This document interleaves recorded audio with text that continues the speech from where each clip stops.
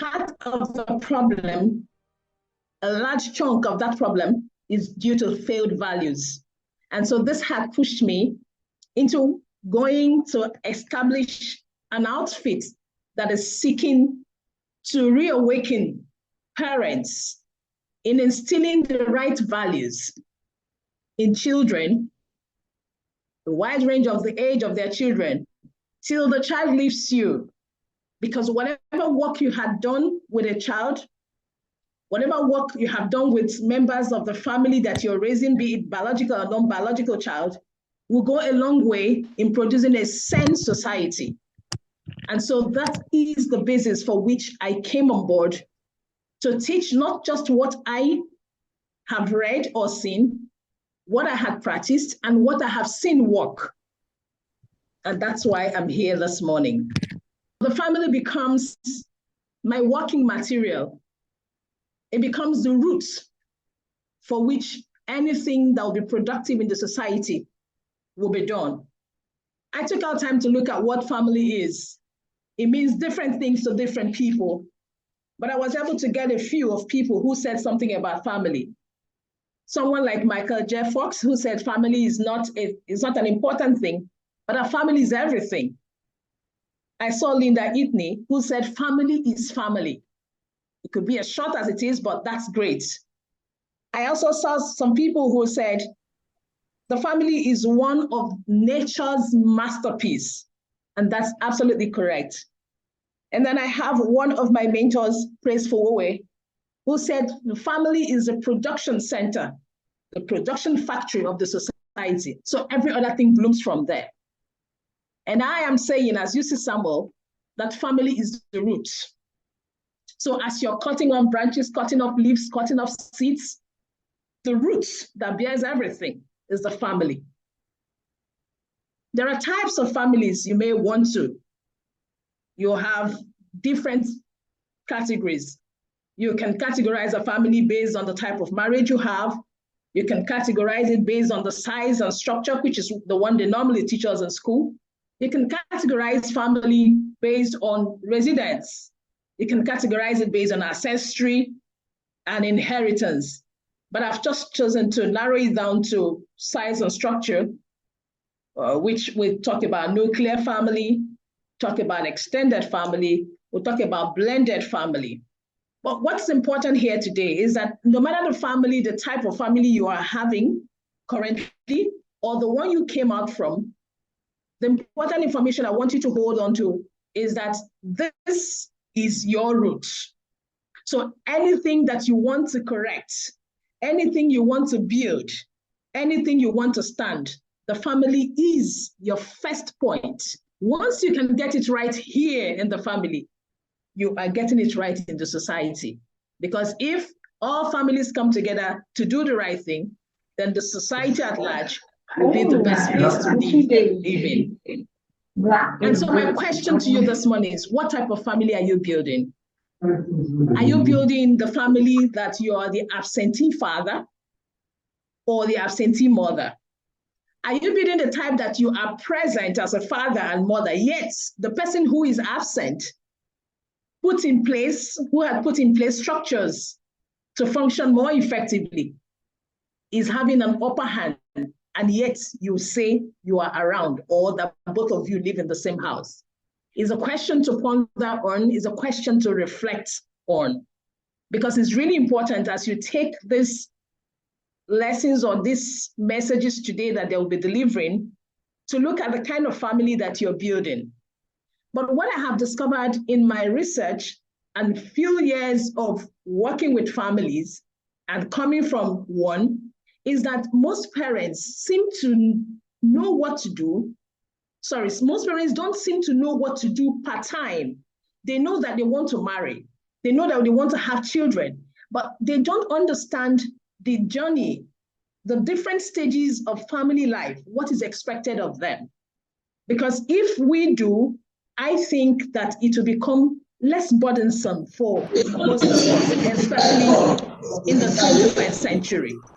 And so I've taken time this morning to break down what you're expected to do as a family, as a parent in a family, with the different children, different ages. That will help. It will serve as a pointer as you take on family, especially if you're here as a single or you're here as a newly married. And then more importantly, if you're already in it and then you have children of these ages, as I mentioned them, it's important that you pick.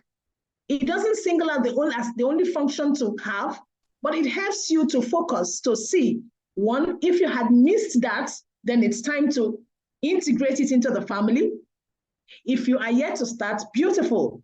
And if you're yet to marry, then that makes it more intentional that you note these things this morning so that when you start building, you would not miss out on them. So I have that in a family, if you have 0 to 3 years of children age, what you're expected to do as a parent is to scout. You know what it means to scout? To scout is like to have an advance guard, sending someone ahead of time to see or look for something. So as you have that 3-year-old toddler, 2-year-old toddler, you don't just, cast it in the air that, oh, some other time I'm going to. No, that's the time to put your eyes down. That's the time to find out the gifts that you're seeing.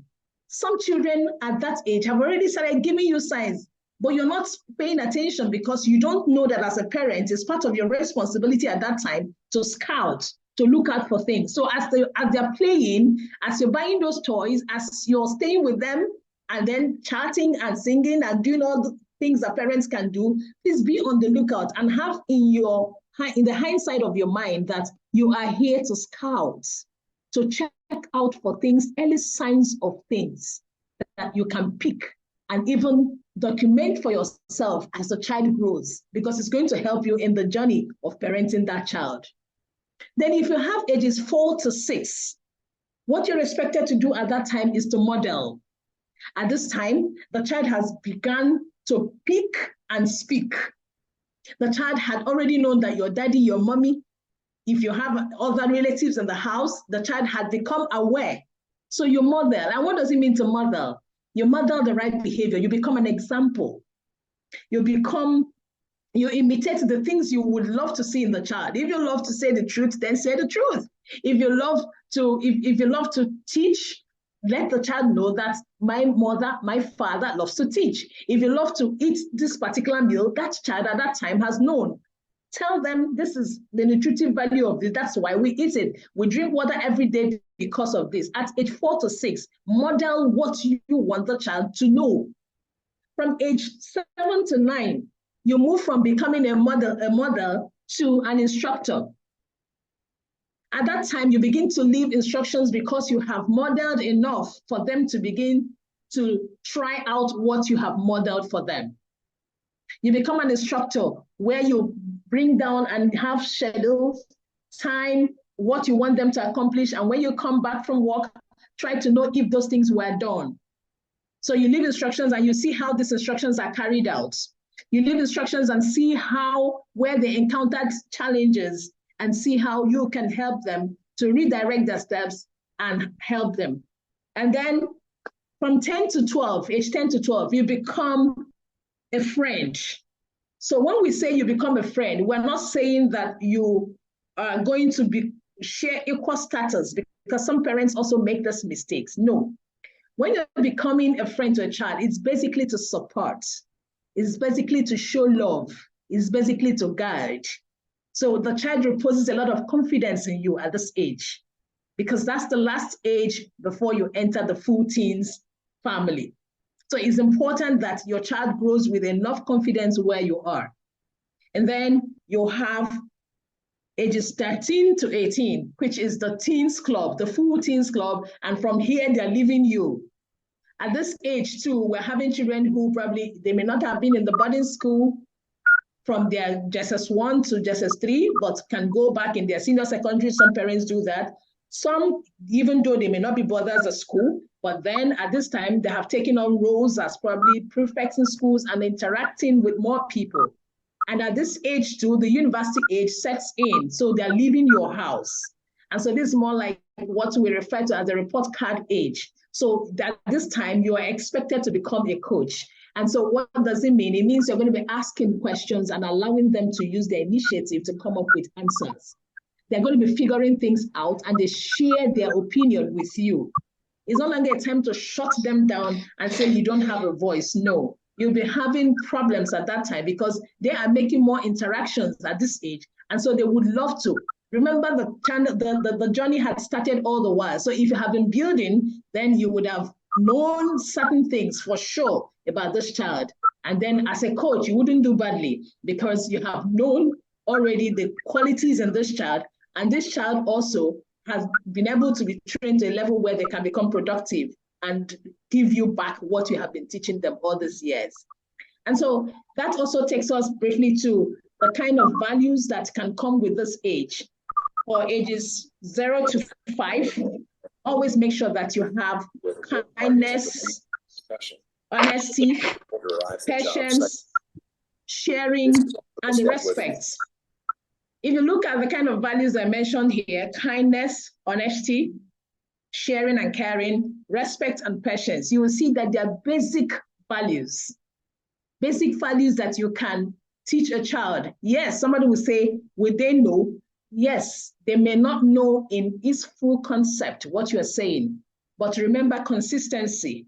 The fact that you teach a child to learn that the food is not for you alone. You need to learn how to share with your siblings or other people that came.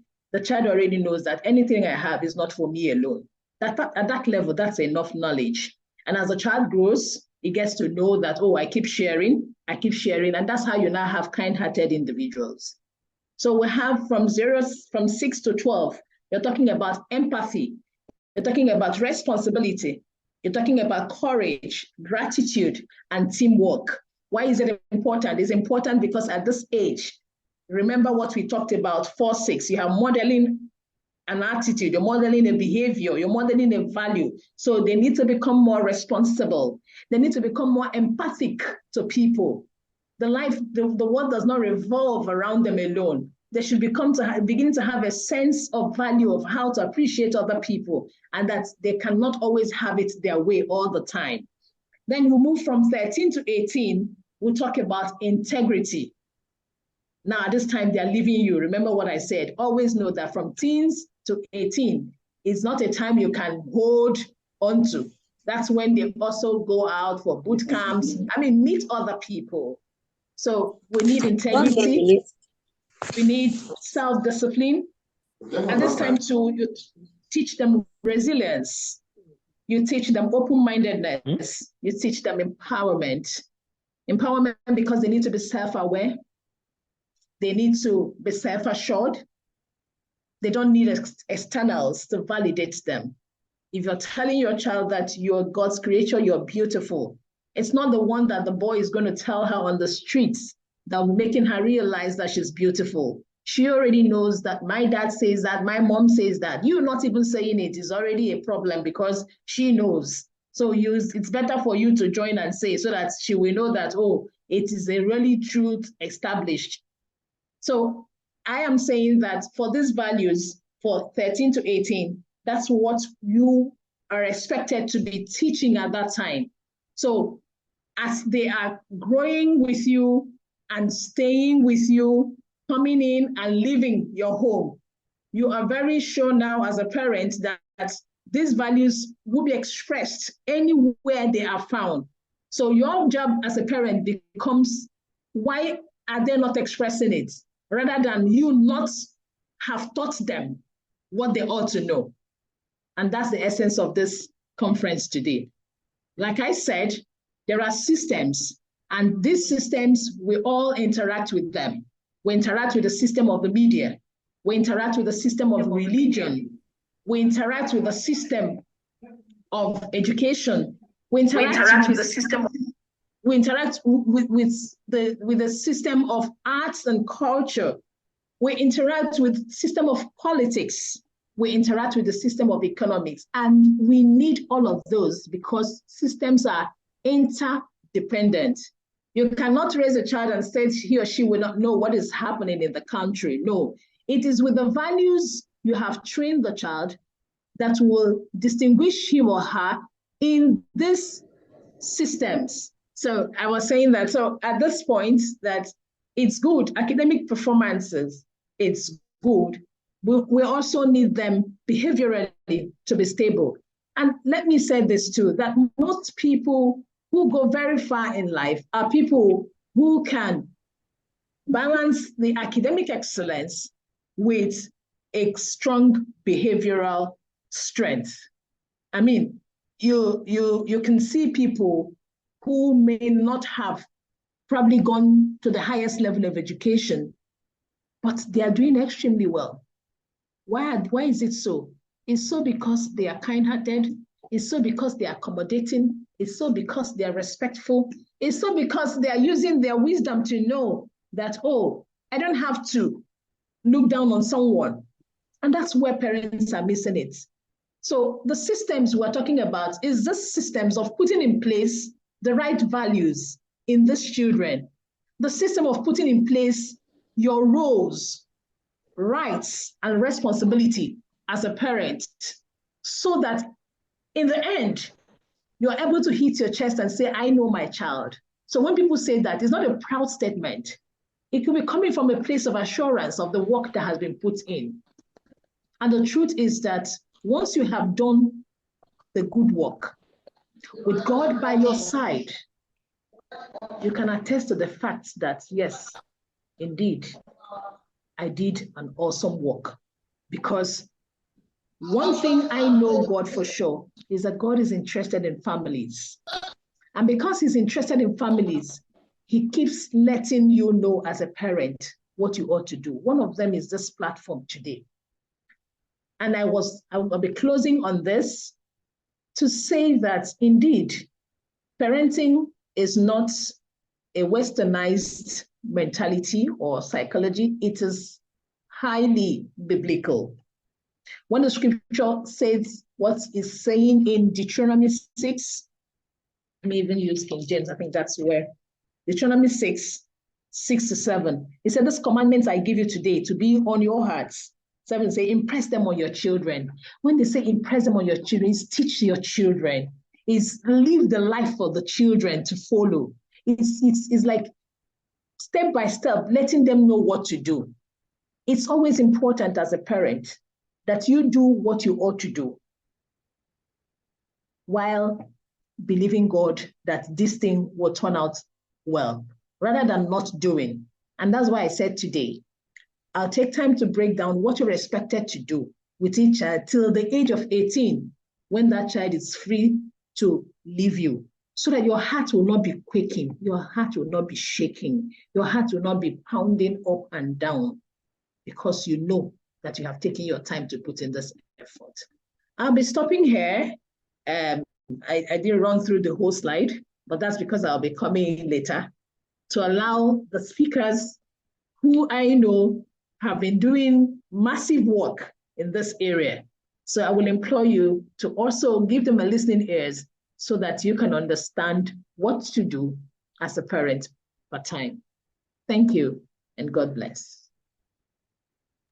Thank you so much, Ma. Wow. Please, let's just appreciate our host in the chat box. Let's appreciate her. Thank you, Ma. We really appreciate you for this. So I believe that so far we have heard one or two things that have struck. In fact, more than we've heard a lot today. And I believe that one of the things she said is that she said family, is really important, and God is really interested in families. I just want us to, while we are listening, it would be important for us to be taking note of this, and also let's be writing our questions in the chat box, so when it's time for questions, we can take them and then we won't forget anything. So we'll just move to our next. There will be time for reflection, where we'll all come and we'll unmute ourselves, and we'll be given the opportunity to say those things, those highlights that we have heard so far from UC and then from our next speaker. So we'll just go ahead and read the bio of our next speaker. Good morning to our host, UC Samuel. Thank you for inviting me. You're doing an amazing work. As they say, you're doing God's work. This is no easy job to do. So well done, and more grace to do more. Thank you for the impact and the influence and your contribution to society to make it better, because we all need this sort of information. So God bless you and your family. And good morning to everyone that is here. Thank you for being here, taking time on a Saturday morning when you could be just chilling and doing your thing. But you chose to be here. So God bless you and thank you for being here. I'm going to start maybe for about 10 minutes or 15 minutes with questions. So this is going to be an interactive session. I hope you are ready to interact. So get your chat box ready, get your fingers, your stylus, your keypads ready. We will be asking, or I will be asking questions, and I would love for you to participate. So where are you listening from today, this morning? Let's know. Where are you listening from? That's the first question. Where are you listening from? Are we all in Lagos? I'm curious to know. I want to know if we take this parenting thing seriously all around the country or just typically in certain countries. I'm seeing a lot of Lagos. Bonny Island, River State, I like that. I like the Basildon, UK. I've seen lots of Lagos, Imo State, Canada, yeah. Accra, I love that. Also, Abia, Kano, yeah, that's diverse, Abuja. Good, I love that. Next question, are you a parent or an educator? I want to understand my audience. Are you a parent or an educator? Or both? Parents, good. So we can understand parent. Wow, where are the educators? Where are the educators? Where are the teachers? Let me carry my slide and run. Sunday, just you and I. But Baruke, you're leaving out the youths too, in case we have youths too. Yeah, I'll get there. I still have more questions. Informal educator, Rita, what does that mean? I guess what parents are also informal educators. So you're telling me I have Cecilia, so there are three of us that are educators here. Wow. Why did I think there are going to be lots of educators here? Emmanuel. So we have mostly parents, educator for my siblings, okay? Okay, so not quite. So I'm talking about a certified teacher, Lagos, parent educator, or Basuyi parents. So I get it now. We have mostly parents here. Okay, so what do you do for a living as a parent? Are you a stay-at-home mom, stay-at-home dad? What do you do? What do you do? Who are those that are interested in parenting? What do you do for a living? Engineer, lecturer. But isn't it, I didn't see you as educator when I was asking that question. You're in a category, accountant, engineer, product manager, pharmacist, public servant, business. What does business mean? Professional, student, okay? Okay, awesome. Infotech, event planner, awesome. Good. Any stay-at-home moms, lawyer, nice. Okay, that's nice, beautiful.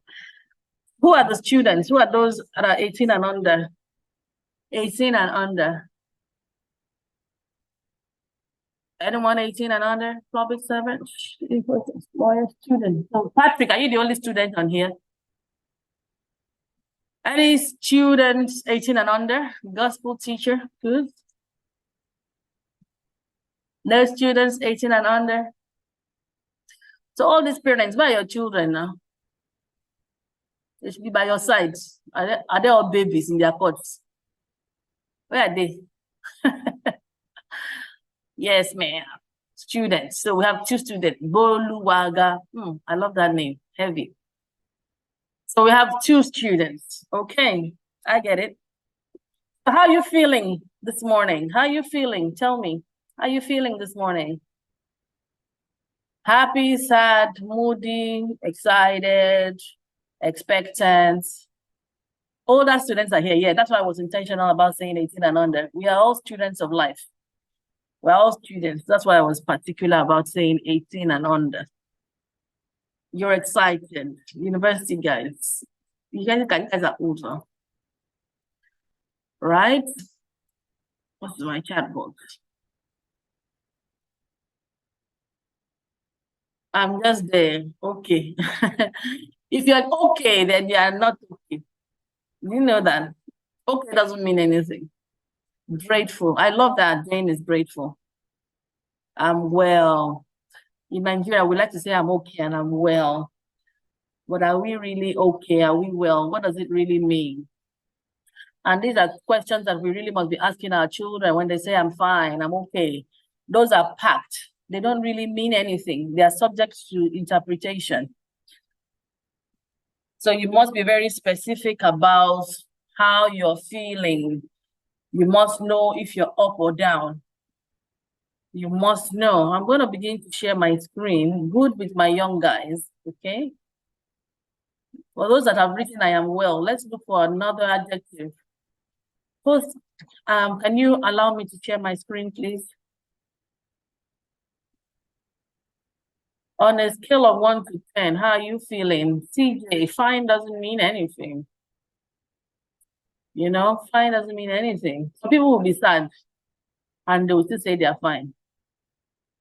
7, you must be able to articulate exactly how you feel in this life.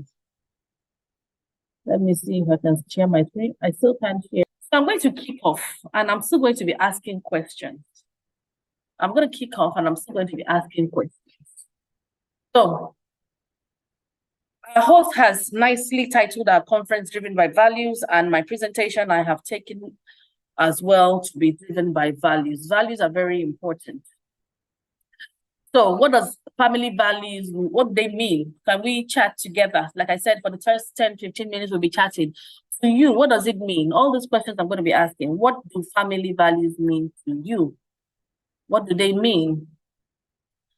8, good and bright in scope. Good. Awesome. I'm tickled pink. Wow. I hope it doesn't mean that I'm tickling you pink one, like a clown. What do values mean to you? What does it mean? We're talking about driven by values, and our host UC has nicely introduced values to us. What's your own understanding? What's important to you? What is important to you? Like what? So eating food is important. Having your bath is important. Having a laugh is important. Being alive is important. What do you stand for?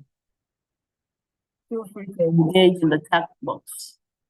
To me, value means what is important to me. Yeah, okay. So like I said, it's important to be healthy. It's important to be happy. The regard that something is held to deserve, the importance, worth, or usefulness of something. Okay, good. Good. Any other definitions or understanding of what your values are? What I should be known for, my positive attitude. Value is key to me. It means the happiness of myself and my family members. Okay. How about us? You don't care about us, just your family members. Why not? What you are known for, your values, what you're known for. Maybe we will really get it before the end of this session. What do you stand for? So, Carrie, what do you stand for? You said what you are known for. My namesake says ethics shared in the family, the way we do things, our character. Okay. All right. The good I treasure, I want to be known for. Value are the principles that guide my day-to-day living. Okay. What do you stand for? So if they ask you just one word, what do you stand for? And if I ask your children that are age 5 and above what they stand for, do they know? Do they know? Do your children know what your family values are? What do you stand for? Those people that answered what I stand for, what I'm known for, can you just use one word to articulate that? Just one word. Truth, good, excellence, care, integrity. Okay. I have a family values course. It's called Family Values Implementation, how to craft it. A lot of people don't understand what family values are, so we just pick something in the air and call them our values. But our values, as we'll begin to understand, are deeper than that. Your values are your portfolios, Patrick. Honesty, excellence, integrity, honesty. Okay? So why is the family unit important? So UC has gone on and talked to us about families today. Just tell me one reason why family is important. Just one. One. So I don't know if you see in my bio, I put in there, so many things are there, but at the end of the day, I'm a teacher. That is the main thing. So when you see me asking questions, or you hear me asking questions, it's because I'm a teacher, and that is a good way for us to all learn. Truth and respect for life. Why is the family important? It helps to boost progress and advancement in life, okay? So do you have to be in a family before you boost your progress and advance in life? Do you have to be in a family for that to happen? Why is the family unit important? Who can tell us? Why is family? Family is foundation, okay? Foundation of what though? Because we find that we say a lot of these things, but when we begin to break it down, we find that these are just things that we say in society. They're not necessarily things that we have really thought about. To leave a legacy of godliness, okay? Family is the basic unit of society, okay? To raise godly seeds. What are godly seeds? What does that mean? I don't know the meaning. Basic for everything to grow and progress, okay? Family is the first place we learn relationships, law, respect, and so forth, okay? So it's a location as well, all right? Okay. So what is a family? So we said why it's important. What is a family? What is a family? So we teach this in, I think it's in primary 2, primary 3. We teach it in preschool. Then we now begin to build on it in primary 2, primary 3. So what is a family? Hello, man. Okay, I've got that. I'm on a timer. My timer is on. That's my timer. My timer is on. I'm always time conscious. You're wondering why I'm asking questions. The questions are the session. That's the session. That's how we teach. A group of people related by blood, marriage, and adoption. A group of people united by marriage or blood. Okay? All right. So if I'm not related by marriage and blood, I'm not a family. Okay, we'll begin to see. Family is the basic of every society. Team bonded by blood or faith. Okay, all right. In our school at LIFEPOINT, we tend to say that we call ourselves the LIFEPOINT family, but we're not related by blood, not necessarily always by faith. We have Muslims in our school, but we're still a family. So what is a family? What is your family vision? Why is it important? Conviction or beliefs? What do you want in life? Okay, so let's move. Our values, our guiding principles, our moral compass. So whatever it is that we do, our children do, there should be something that will bring you back to the center and keep you grounded. Those are your values. What do you value as a family? So Ronke said, family is for people living together. They don't have to be related by blood. They share the same values, okay?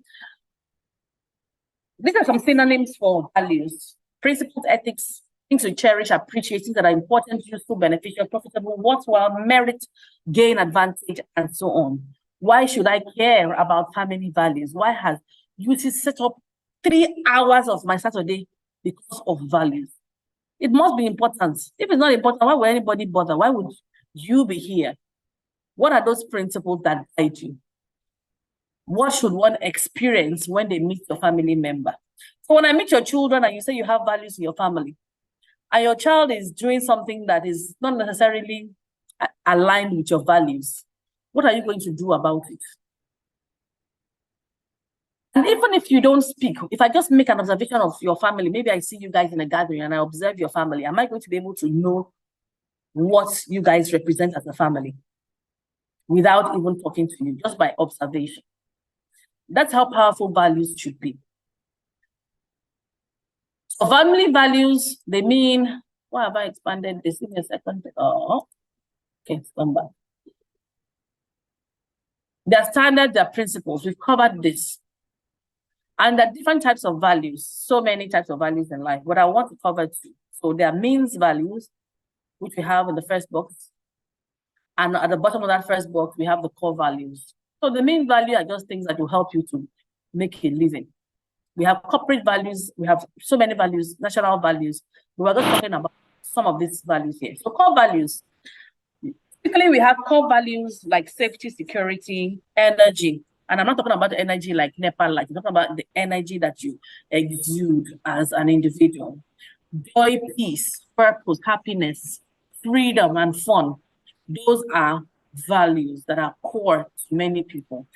Values are unlimited. There's so many. What is the origin of your value? Where does it come from? What triggers your value? When people wrote integrity, honesty, and all sorts in the chat box, where did it come from? Why do you want to be honest? There are so many values, but why is it that one that you've chosen? What is the origin? So you find that the origin of your values are often your significant emotional experiences, the things that you've experienced in life. So growing up, I grew up in Kaduna. We used to play in the rain. You know, these days, if you tell the children to come and play in the rain, there's wahala. Parents will say you put their children in the rain, they will complain. Anyway, their parents say, you guys will start complaining. Oh, my child is cold. My child has this, that, and that. But I grew up playing in the rain. I grew up playing with mud. We used to call it poto in Kaduna. I used to climb fences. We used to stone snakes to death. We used to ride my BMX bicycle and outside. And we just had, you know, so those are emotional experiences that gave me a very happy childhood. There are some people that didn't have that. There are some people that they have been parentified, and you know, many firstborn children are parentified and they have to look after their younger siblings. Or some people have experienced a lot of trauma, physical abuse, rape, sexual abuse, and all sorts of things. Those sort of things will still shape your values. What are those things that inspire you? Who inspires you? Those will shape your values. Aggression and power, especially when you have authoritative parents, the role models, the accomplishments around you, the systemic results around you, the tribes and survival of the fittest in your environment, they will trigger your values. Global interdependence, they will trigger your values. So I have a book for values. If parents want this book, Right Kid 101, it's available. It will help your children begin to craft their values. And they should be able to craft their values at a very, very early age. Don't wait until your children are like we are now, grown up. Now we're just trying to sort out our values and understand what they are. The children should be able to do that, and it exists in my book. So the children will fight a lot of battles, just like you do. And also have problems. Don't assume they don't have problems. So they have different definitions of love and hate. So these days we know that there are different types of love, including the LGBT kind of love, the pride love, peer pressure is out there, positive and negative peer pressure, sex, sexuality, online influences, depression, isolation, suicide. These are battles that children fight these days, and these are real battles that they fight. We hear of children taking sniper, taking one thing or the other. When these things happen, you have to go back to the origin of their values. When your child is taking drugs, you have to go back to the origin of the values. When your child is bullying another one in the classroom, you have to go back to the origin of the values. What are the values in the home? That is what is going to trigger the behavior of your children. So when the teacher reports and says something happened, blah, blah, blah, you don't start fighting. You start asking the child, does this align with the values of our home? As an Adeni, is this how we behave? As an Adeni, we are leaders, we are people of excellence. And is this how someone that is excellent behaves? Those are the kind of questions you begin to ask the children before you start. You don't even need to shout and beat, okay? So I'll give you more examples of values, right down to devotion, duty, team playing, strength, service. There's so many, there's just so many. You have to begin to sit down and think to yourself, in my life, what do I want to represent? Many people will always say honesty and integrity, and it's important that we are honest and of people of integrity, but there are other values. I value travel. I value having a lot of fun. If you give me a job and I'm not enjoying myself, I'm not going to be able to do that job. That's just me. I can't do a boring job. I have to enjoy my life. I value travel. UC had a difficult time in catching me over the last 8 weeks because I took time away. I went to swim in the Atlantic Ocean. I enjoyed myself. I went to Florida. I went to the Bahamas. I went just around the world and I enjoyed myself. I disconnected from, my phone was just crazy. I could hardly, you know, it was a difficult time. I'm sure I looked irresponsible. But at that point in time, I was living my values, which is travel and which is family. I was just enjoying myself. And I'm back to work now. So my serious heart is already back on. At that point in time, I just wanted to live my value. The value doesn't always have to be all those integrity, excellence, all those things. It could be things that you enjoy. At LIFEPOINT School, one of our core values is fun. The children must have fun. When they come to school in the morning, we are playing before we are learning anything, because learning is state dependent. A child cannot learn if they're not happy. A child that has been abused, they're not going to be able to know. You say, yeah, mass, 2 times 4 times. No. So values are very, very important. Intimacy is a value, you know. Systems that work, these are values. Think deep, blah, blah, blah. Dig deeper to know your values. What are those things? Someone like me, I'm a very systemic, process-driven person. If I do something, go to the school, this is how we do X, Y, and Z. We have a manual for almost everything. This is how we talk. This is how. I'm a process person. Because if I'm not there, things have to continue. So I must leave a template that systems are part of my values, that systems must work. I can't be there all the time. But things must still look like I am there. For things to look like I am there, then system must be part of my value. It must be something that we do there, and it is something that we do at LIFEPOINT School. Now, this is an acronym, for example. I'm just giving an example of an acronym. When you choose your values, you can have an acronym like this. So this one is RIGHT, for example, respect, integrity, togetherness, excellence, enjoyment. If your children know RIGHT, they will use it to remember their values. This is an example. I just wanted to throw that in because sometimes it's hard to remember the values that you select, but you can have an acronym like this and your children will remember. You can create a song. In that my course that I have is 15,000. It will teach you how you can begin to craft values, not just picking them from the air. Driven by values, so we have family structures, we have parenting. Now we talk about family structures. What sort of family structures do we have? When people talk about family, even in school, they say a nuclear family is father, mother, and the children. Father, mother, and children. But is it really father and mother and children these days? Don't we have father and father that have children? Mother and mother that have children?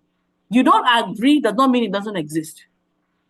You do not agree that some people are homosexual and they have children does not mean it doesn't exist. And you must teach your children to understand it at the right time because it exists. We don't want to raise ignorant children that will go into the world. This is why they fall, because they don't have the information from the home.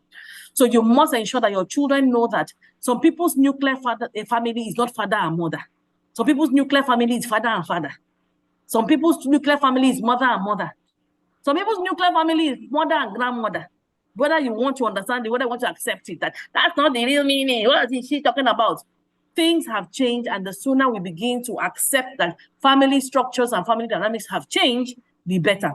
It does not have to be what you do. It does not have to be what you practice. However, they exist. So we have blended families. I could go and marry somebody else now, and with my one child, and that person could have 5 children, and we get married and we have 6 children, and we have a blended family. It doesn't make it any less of a family. It is still a family. Some people will talk about broken homes. What is the meaning of broken home? Can I see the meaning of broken home? I would like to use that one as a case study here. What is the meaning of broken home? When you hear the word broken home, can I see? Let's use our keypad again. Let's get our fingers working. What is the meaning of broken? So you find that typically a lot of people will tell you that when the father and the mother, a family where the primary founders of the family have separated, when the father and mother typically are not together anymore, they will say it's a broken home. Separated couple, divorced and separate. Parents are no longer parenting under the same roof. They will call it a broken home. But I'm separating and quarreling home, a family in which parents don't appreciate themselves. So at the end of the day, people have different interpretations of broken home, but I'm here to tell you that a father and a mother not living together does not make it a broken home. Yeah, let that sink. And let me say it again. A father and a mother not living in the same home does not make it a broken home. They may not be in a united marriage, but doesn't make it a broken home. A broken home, as some people have rightly said, is a dysfunctional home. So even when people are co-parenting outside of the home, as long as they are still a family to those children, it's not a broken home. There are some people that are father and mother, they are living together under the same roof, and they are beating each other. They are giving the children mental and emotional stress, but they are showing themselves on social media, going to church together, painting themselves as the lovey-dovey couple, but in the home, they are at war. That is a dysfunctional home. That is a broken home. So a broken home is not always one in which the father and the mother are not together. The father and mother may not be together, but they may be loving, may co-parenting lovingly.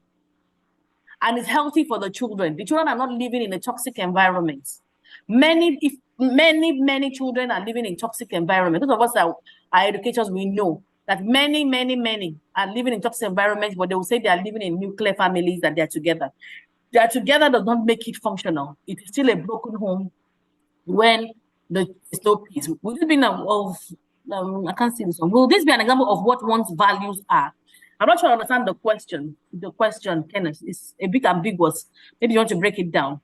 So co-parenting do good sometimes. Yeah, co-parenting does great, especially when the couples are mature. You find that there are couples that don't live together, but they even have other lovers, but in the best interest of the children, they parent effectively.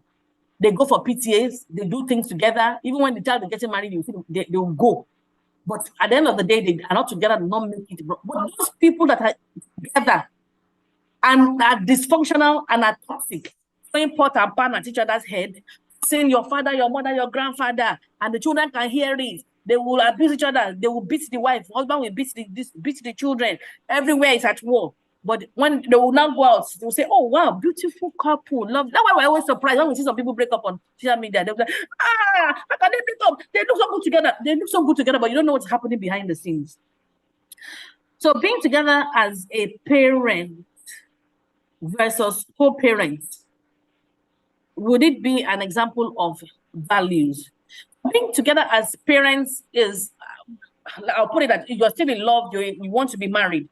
But if you're co-parenting, you're probably not in love anymore, and you're parenting separately. So not necessarily values, is just what life is for you. That's just how your own relationship structure, your own dynamics. I won't necessarily say value, but what is important and will be a value there is that those people that are parenting separately, they value their children, they value family, so they make it work. You know, some people, they won't make it work. They won't want the father or the mother to see the children. All this toxic thing, they will say bad things about each other. That's a wrong value. But if they're not together, but they still parent effectively, that shows that they have strong values when it comes to their children and their family. I hope that makes sense, Kenneth. Okay. So let's move to parenting styles. There are different parenting styles. I've listed them there: authoritative, authoritarian, permissive, uninvolved. Now, all those parenting styles also affect your values. There's role of active parenting, being involved, being intentional, and being uninvolved. And you have to understand the impact of absentee parenting, which is very common. So a lot of people, they don't know that they're absentee parents because they have 10 house girls. You have 10 house girl, house boy, driver, everything. But you're actually absent because the children don't see you. It is those domestic workers that are raising your children. You are an absentee parent, whether you live in the house with the children or not. If they cannot access you mentally, emotionally, spiritually, then you're an absentee parent. Whether you say, oh, I'm a breadwinner, I'm the dad, I'm making money, blah, blah, blah. If you are not available to your children enough, then you're an absentee parent. So you must understand the personality traits of your children. If you don't understand the personality of children, it also affects the value. If you say you are very driven in your family and we are people of excellence and we are leaders and you have one laid child, you have one very, very laid child, how are you going to get that child to align with the family values? So it's important that you know the personality traits of your children and ensure that your own children have their personal values also in addition to the family values. Okay, when it comes to education and schooling generally, a lot of people will choose schools. Oh, this school is 70 years old, that's why I'm choosing the school. Oh, everybody is going to that school, they say it's a very good school. You know, we choose schools in the wrong way. Ideally, as parents, when we want to choose schools, we should choose a school that we believe is good enough for our children. So you should be saying, does this school even deserve to have my child?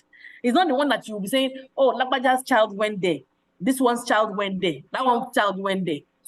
then you automatically put child because you are doing follow. Okay.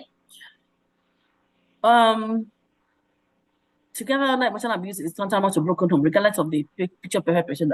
Okay, co-parenting can happen due to job relocation too, not necessarily divorce and out of love. Yes, okay. What does a co-parent do when the child is asking mom if I love?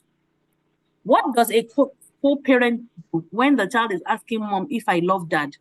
Yeah, you can say you love dad with the love of the Lord, because there's something being called love and there's something called being in love. So you love your dad, I mean, if you do love your spouse or your ex-spouse, then say it. There's nothing wrong in saying that you love the person. You love the person does not mean that you are in love with the person and you want to live with the person under the same roof.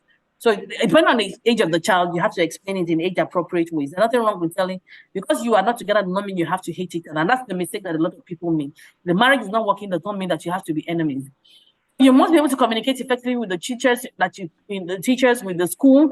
You must be able to ensure that you're not one of those parents that are at war. Because when you choose a school for your child, you have to choose a school based on the values of the school. Let me see how much time I have left. You have to choose values based on we have to choose a school based on the values of the school. Do they align with the values that you have set? So it's not what everybody else is doing. What are the values? What is important to them? That's why some people say, oh, this school, they beat my child, they beat my child.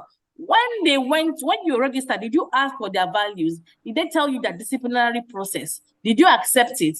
If you did, then why are you complaining now? Do you understand? So you must be able to empower your child's learning journey. And I'm going to break that one down a bit more.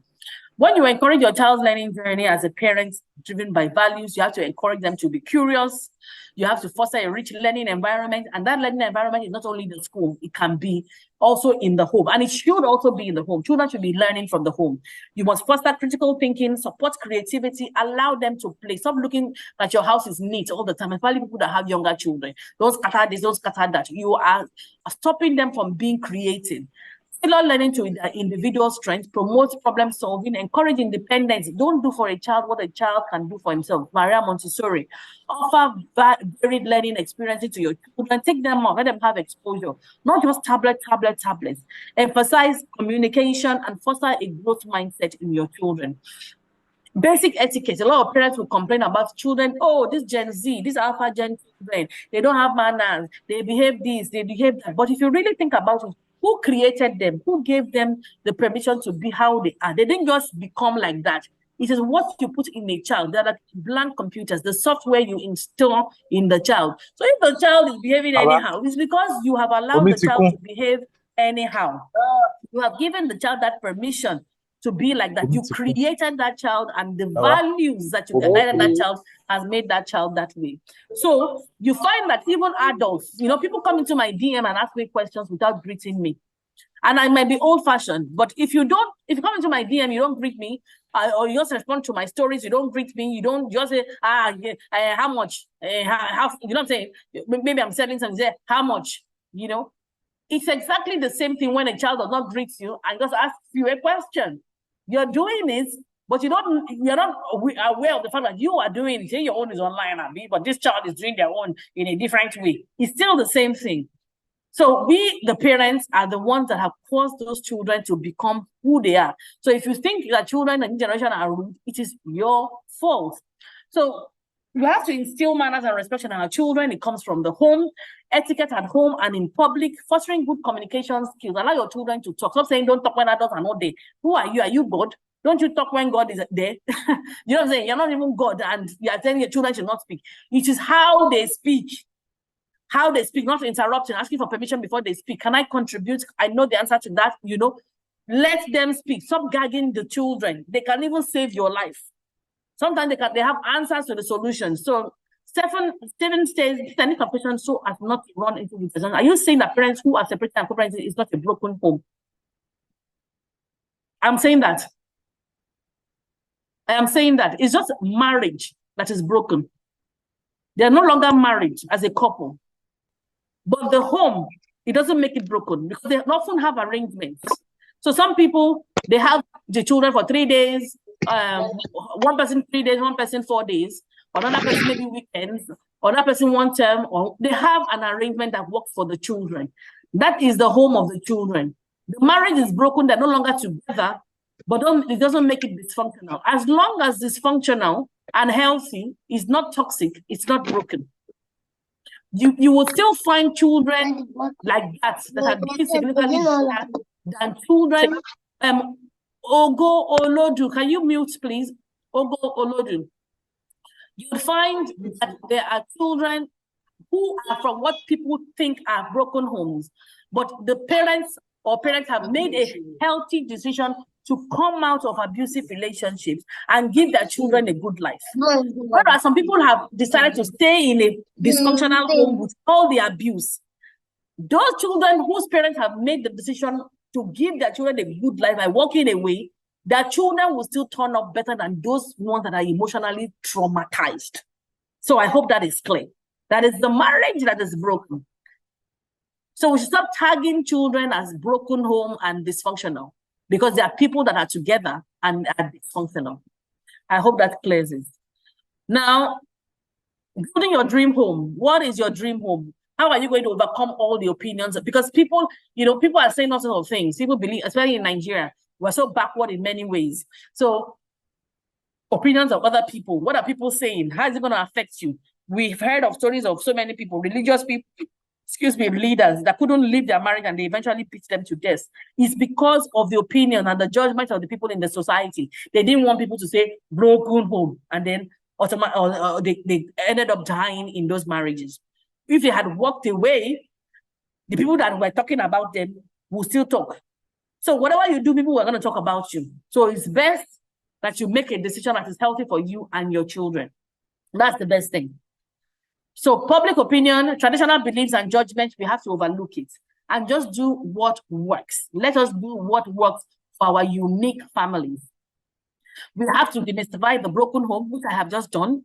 Prioritize family values and goals. What does family mean to you? And what is your vision, your family constitution? What are your goals? What is your mission as a family? What are the goals that you set? There's a new term coming. Before you send your children to school, do you have goals for them? Have you agreed those goals with the teachers? Just fostering a supportive home environment. How are you doing that? How is it supportive for your children? Now, when you're fostering a supportive home environment, it still backs up what I'm saying about removing your child from a toxic environment. That toxic environment is even worse than a broken home. It's pretty much a suicidal home, because you don't have to die physically before you die mentally, emotionally, and spiritually. A lot of people are killing their children in the home, but they're saying that they are together. So you must adapt and adjust for family well-being. Almost done. The same thing goes to other things in society like church, school, and social gathering. Evaluate your child's emotional environment, align with institutions that support your values, identify and address unhealthy influences, create a supportive community for success for your children. Holistic child development, that is all-round development for your children, not just their physical, mental, emotional. So that's just pretty much what I'm saying, that if an environment is not serving them and you can't live out your values because they're in a toxic environment, then create an environment for them that they will thrive. Encourage talent and skill development. Again, expose your children to doing things. Typically in Nigeria, we don't really give our children the opportunity to do many things. We do everything for them. That's why when they go abroad, they struggle. Allow your children to volunteer. Allow your children to serve, have holiday jobs, do chores in the house, have responsibility. Balance technology and real-world experiences. So there's space for tablet and there's space for real-world interaction and real-world experiences. Everything should not be online. Foster resilience and well-being. Don't just do everything for them. Let them struggle to do things. It builds their inner man. If you're always fighting the battle of your child, you're taking away the strength and the muscle of your child. So don't fight every battle for your child. For you to do all these things, you must prioritize self-care for yourself. You must look after yourself physically, mentally, emotionally. You must be intact. And that's why a lot of people cannot function in certain homes and they have to leave, and they'll call it broken home because they can't function effectively. Their minds cannot function because they're in abusive relationships. If you're in an abusive relationship, you're an abused husband and your wife is always triggering you and cursing you all the time. So why would you, how would you thrive?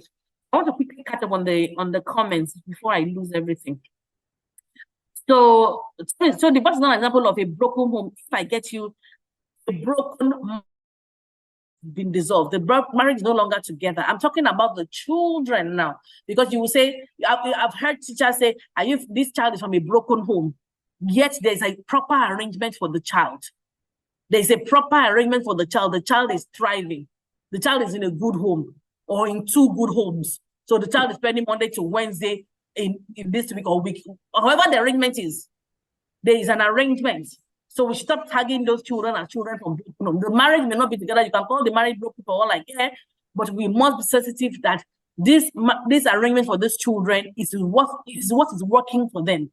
Staying in marriage in harmony and trying to be in peace, removing toxicity and abuse still remains the best for our children than divorcing and separated and still being a strong, giving them what we think is best for them. We're saying the same thing, which is you can't stay in a toxic environment and say you are raising a value-driven, you are driven by values. That's, in fact, staying in a toxic environment, you're already sending a message to your child or your children that it's okay to be abused.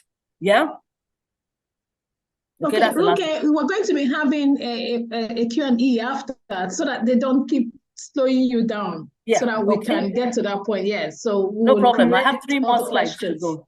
No problem. We'll correct the questions. We have to address challenges that we see and possible solutions. And that's part of the thing, what I've been doing in this meeting since I started this meeting, trying to ask questions, trying to see how people understand certain things. What do you understand by values? What do you understand by family? What do you understand by broken homes? All those sort of things. We need to demystify it, because we have to understand that the world is changing and we have to be accepting of a lot of these changes. So if somebody is divorced, God hates divorce, but God does not hate the divorcee.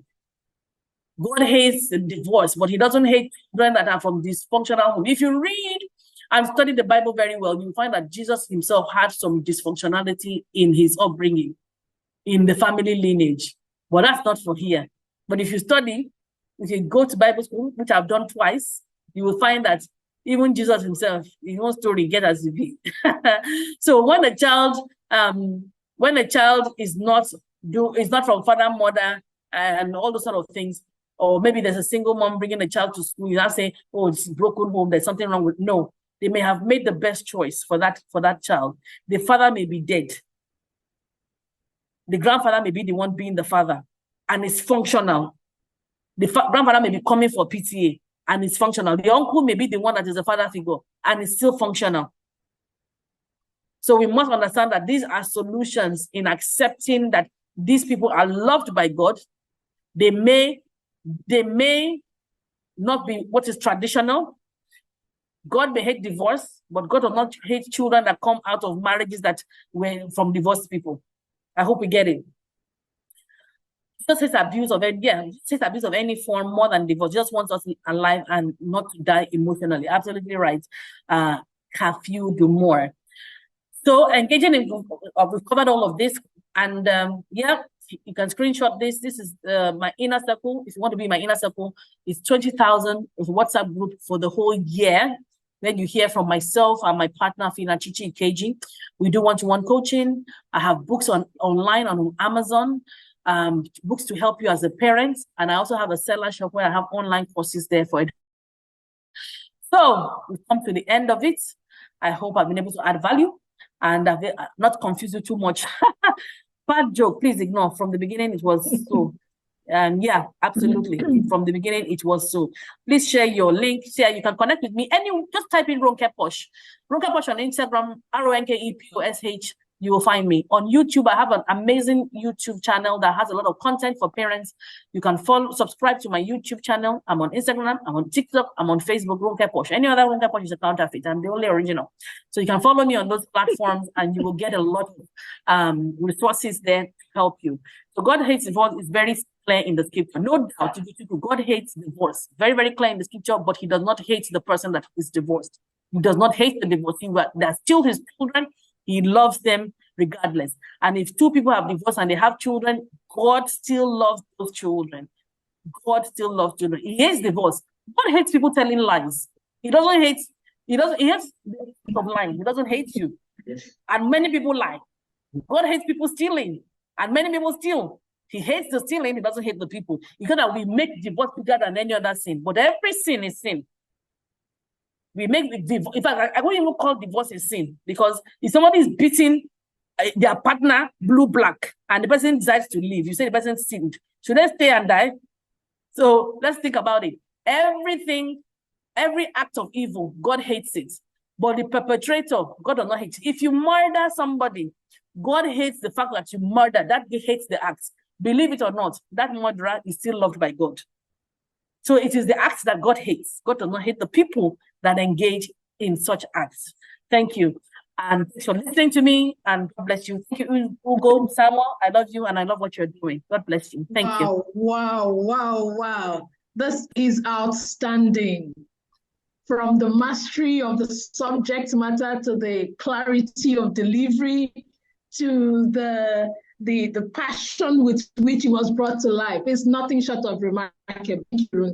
I really enjoyed it. And from the chat room, you can see already that people are pouring in their appreciation. It was really outstanding. And we're trusting that a lot of information had gone in. We've been immersed with a lot. It was not just informative, but it's something that we need to be engaged with as we build our families. Thank you.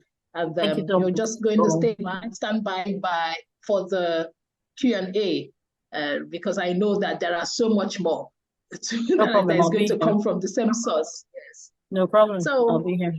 We are going to be moving into the next speaker. But before we do that, I just want to, I'm already seeing people. I wanted to say you can share your highlights in the chat room, and also even with social media. If you have your handles, please share so that people get to know that something like this is going on. And it's important that you make use of it, because Meeting Runke, to have this free, this is huge. This is a huge sacrifice that she made for us. So I would want us to all leverage on that. So, Lizzie, are you there? Lizzie? Yes, please, I'm here. Please take over. All right. Okay, so so for the next 5 minutes, before we call up the next speaker, I would like us to share our deep reflection. So maybe we'll just mute, we'll just take like 5 people, and we'll just hear what you have to say about this. What really struck you here, right? What really struck you when Ronke Posh was talking, right? So I know a lot of truth that we heard today, right? That God hates divorce, but He doesn't hate divorcee, right? So I will just mute right now, and then let's hear what we have to say. Just 5 people. So who is going first?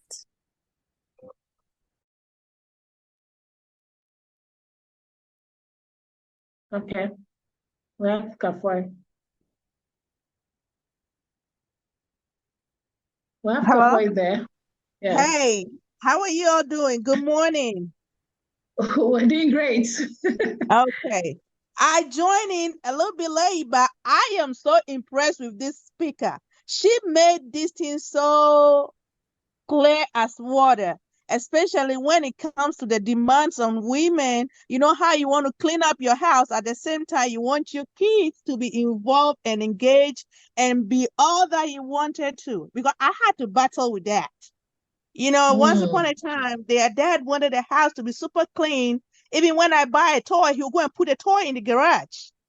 And it was a struggle. I'm a special need mom. I have kids on special needs, so mine is a different level. They had delays with speech, and that come with a lot of other things that I had to do. So I really appreciate this coming from another woman, because I've seen other women judging women that, this woman is dirty. They'll come to your house and like, your house is dirty. You are not clean. You are not this. But just like she said, when COVID hit, we all realized that a lot of our kids were married to their tablets. A lot of parents, we were all absentee parents. When COVID hit, that we had to homeschool. I struggled personally. I thought I was doing a good job. So I really appreciate you bringing it down, how we can engage our kids in our day-to-day. Even when it gets dirty, we just go ahead and clean instead of trying to keep a sparkling clean house to just impress visitors, and your kids are not being kids anymore. I see this a lot. A lot of kids are playing video games, and that is why we have a lot of these kids who doesn't have any connection with human life. They are just killing. Kids who go to school and shoot. I know in Nigeria it's not popular, but then they bully. They do all kind of things. Because I grew up in Ghana, I saw a lot of those things. So I really, really appreciate you on that. And then next time, if you have the chance, if you can incorporate how to raise kids with needs, how we can include them, because Africa have a lot of stigma with our kids on autism. I really appreciate that. Thank you so much. Wow. This is very good. So it resonated with you, and then now you are even seeing the need to go ahead and be confident on what the process that you're going through. It's a challenge, yes, but some other people who have not been in that space may not understand. So that's why we're saying your values. You're being truthful to yourself. You're putting in your best. And so what the art thinking or the outside is thinking at this time is material. At least you're connecting with your inner self to know that you're putting in your best and that you're doing the right thing. Thank you once again, Runke, for validating this for Kafoy. Thank you.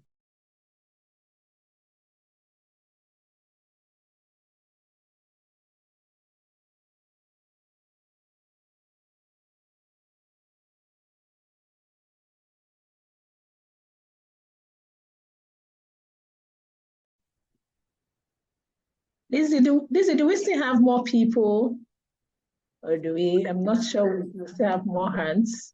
Okay, Oh, yes. So Can I I was talk? logged out. I was logged out for a minute. Sorry about that. Oh, okay. Okay, so are we done? Kufa, is she done? Yes, Okay. it was a fantastic contribution there. So we were trying to see if we can get another person, but if we're not, then we can go into the next speaker. Okay, yeah, thank you so much for speaking. Okay. So we'll just move on to the next speaker. Oh. Yeah, but we're going to make it briefly. Let's take them briefly too. That's two people. Yeah. Okay, so we'll just take both of you, and it will just be for a minute, please. Just a minute. I think Soji's hand came first. Okay, so we'll take Soji first. All right. Okay. Thank you very much. Just to say a lot of things. Quite very unconventional statement coming through. And the very first really around the definition of the broken home, and really not about the child, really. It could just be really more just focused on the marriage. And then also love the comment really around the school as well, just really being able to challenge oneself and ask the question, really, it's not really so much about the greatness of the school, but is the school in itself just the right fit for the child? A lot of thanks really to the speaker, Runke Posh, for the excellent facilitation of this. Thanks very much.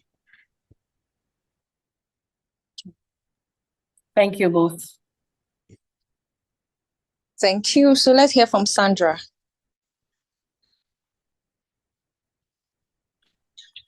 Good morning, everyone. Thank you for waking me up at 5 a.m. to join this. It was amazing. It's really worth it. And a few things hit me. We have a fixed mindset on certain things.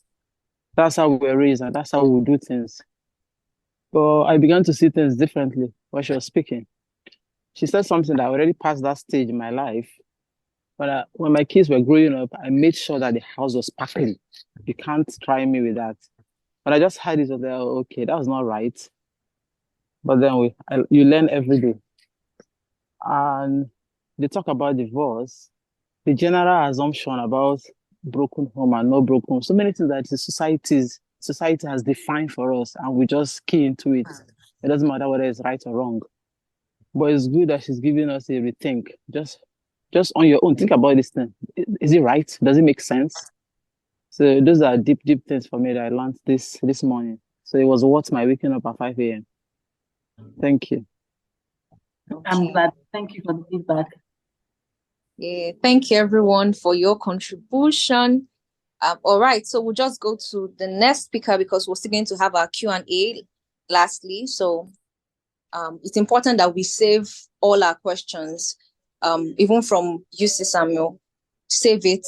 And when we have the last session, we're going to take all questions from the three speakers. Okay. The first speaker for setting the tone. I'm taking up on some things that may be a little bit controversial, but the earlier we make up our minds on most of these things, the better for us.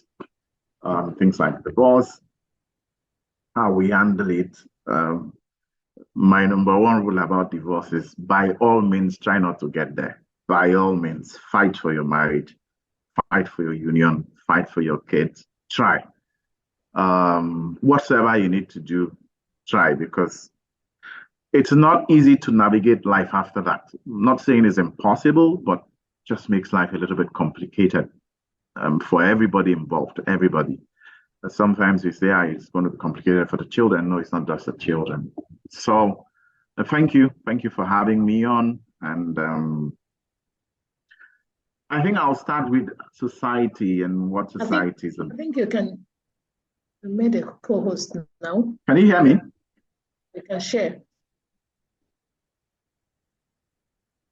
Did you hear me, Gabriel? Yes, I can. I said, yes. You can share now. Yes. No, don't worry. I'm not sharing. You're listening to me. You're hearing me. Hello, can you hear me?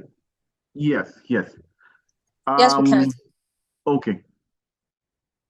I want to talk, and after talking maybe 10 minutes and then need some feedback and then go again at it. Society as we know it is consisted of families. I remember 2009 when the Niger Delta issues were ongoing. And one of the things that got to me, I just thought about it from my own standpoint. And one of the things I thought of was, why is this thing happening? Yes, you can say all the societal issues, but who are those bombing the pipelines? Who are those carrying out the real act? Because I lived deep in the Niger Delta then, you got to know that a lot of these people, there was one thing I realized about those I kind of got to know, is that they were fatherless, motherless. Those that had parents were not living with their parents. They were this kind of boys that if anything happened to them, nobody cared. If they died, nobody cared. They didn't die. And that made me very conscious about getting into the society and trying to groom youth and trying to make them useful to everybody around them. Because these guys were just a waiting time bomb. Same thing all over the world. Okay, Nigeria. If you go around the Boko Haram, the people, the foot soldiers for destructions are actually people that society does not care about. You can prove me wrong, but think true about it. That small boy on your street that nobody talks about, one day you don't see him again. The next day you might see him, will be on the road with a gun. Why? He has to fend for himself.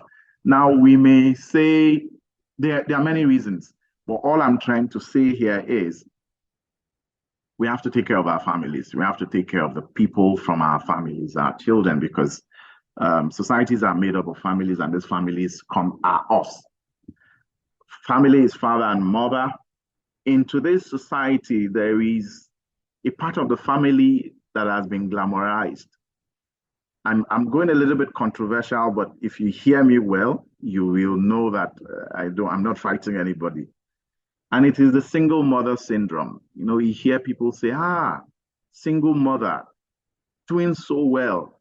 Oh, tough woman. And we glamorize it. And then you now have people who feel, I can just get out of this marriage and make it as a single woman.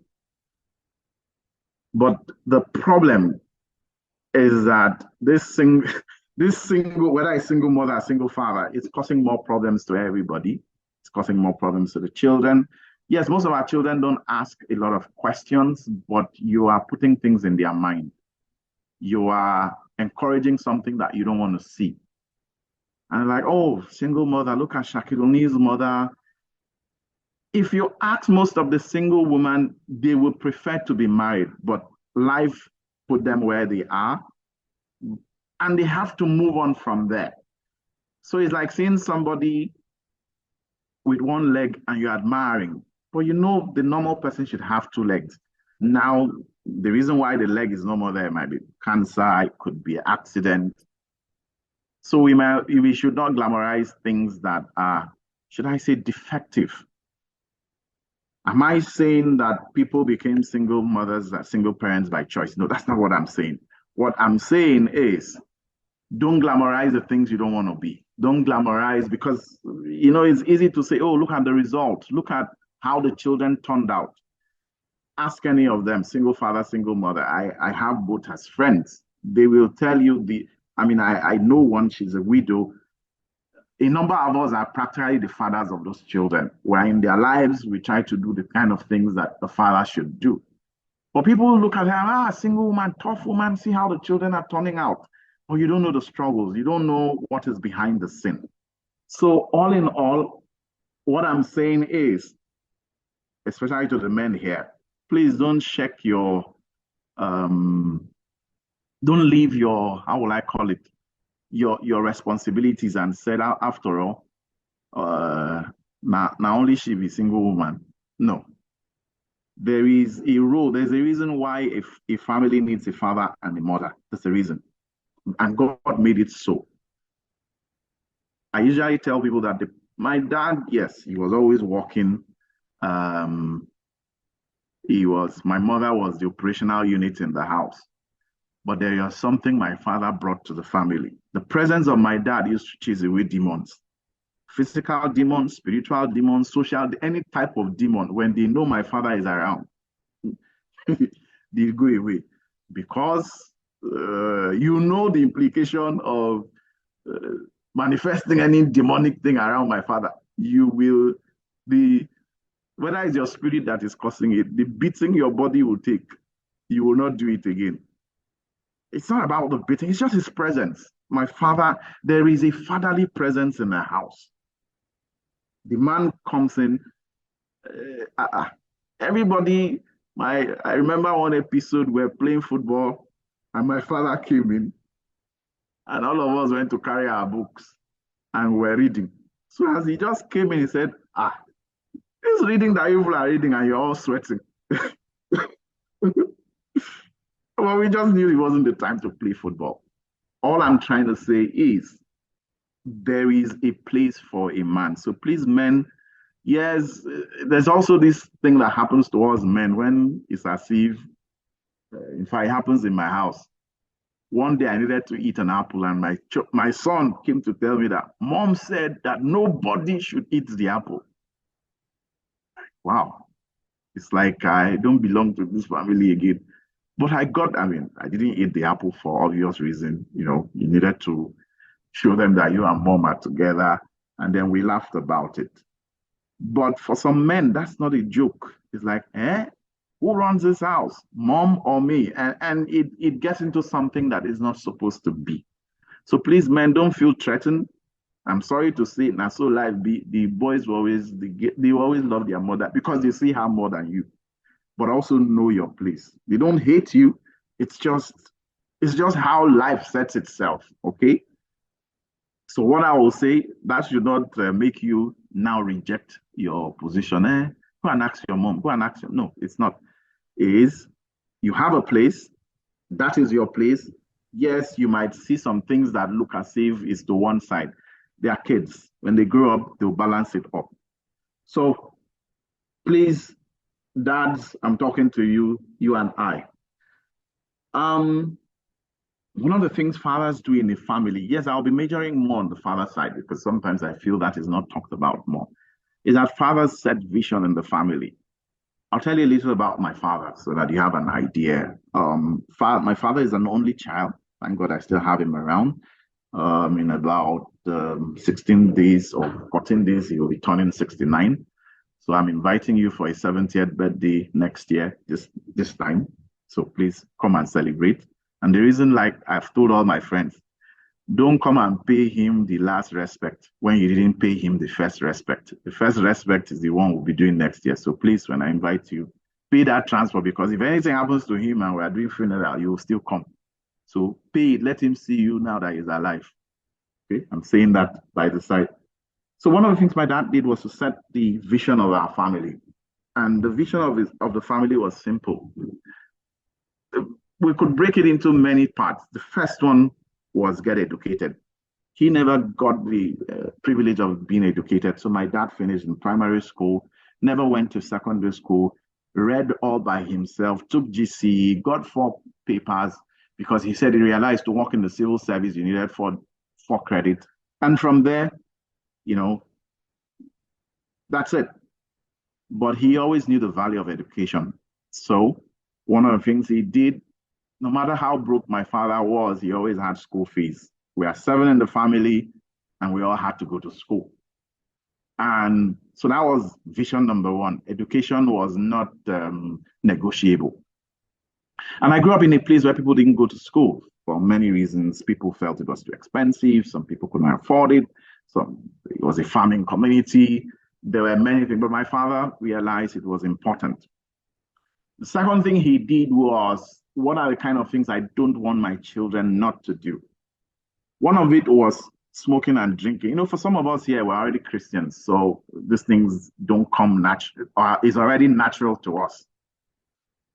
But where we lived, I can't think of anybody that was in my dad's age grade that didn't smoke and drink. My dad didn't smoke and drink, not because of religious purposes. He did it because of 2 things. One, economic. He said he sat down, did the calculations of what, if you're smoking and drinking every day, which all the people around him did, cost. And the second was, what will I be teaching my children? So he set that vision, no smoking, no drinking. And the third one was, you need to aspire. And because of that, my dad was a photographer, journalist. So he used to take us out to see people. I remember when one of the Dafinones married a Calabar lady, my father took me to that wedding. And the reason is, like, he was telling me, this is how people get married. It was really a great occasion. I don't know if you know the Dafinones family.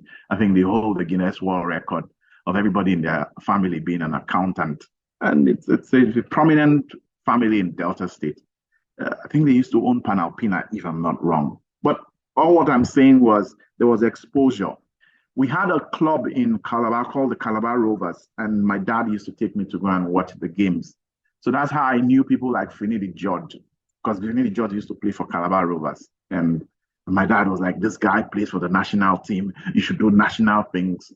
But all that was part of the vision setting for the family. To say, guys, if you're Hausa, you understand what a lungu is. We live in the lungu.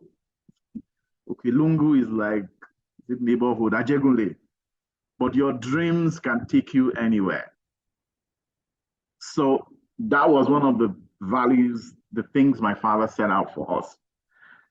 And the 4th thing my dad showed to us was the force of discipline in your life. That with discipline, you can get anywhere, why you need to abandon social vices. And I grew up in a rough neighborhood. I grew up in a very rough neighborhood.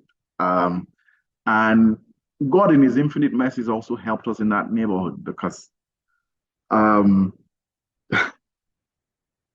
mean, we were those, you know, if you grow up in a rough neighborhood and you're 5, 6 years old, what do they use you? You're the guy that goes to buy a book for the boys. So that's the kind of place I grew up. My grandmother used to have a palmy shop, and I used to be the palmy boy. You know, you sell the drink. She had pepper soup. So we were embedded in that kind of culture.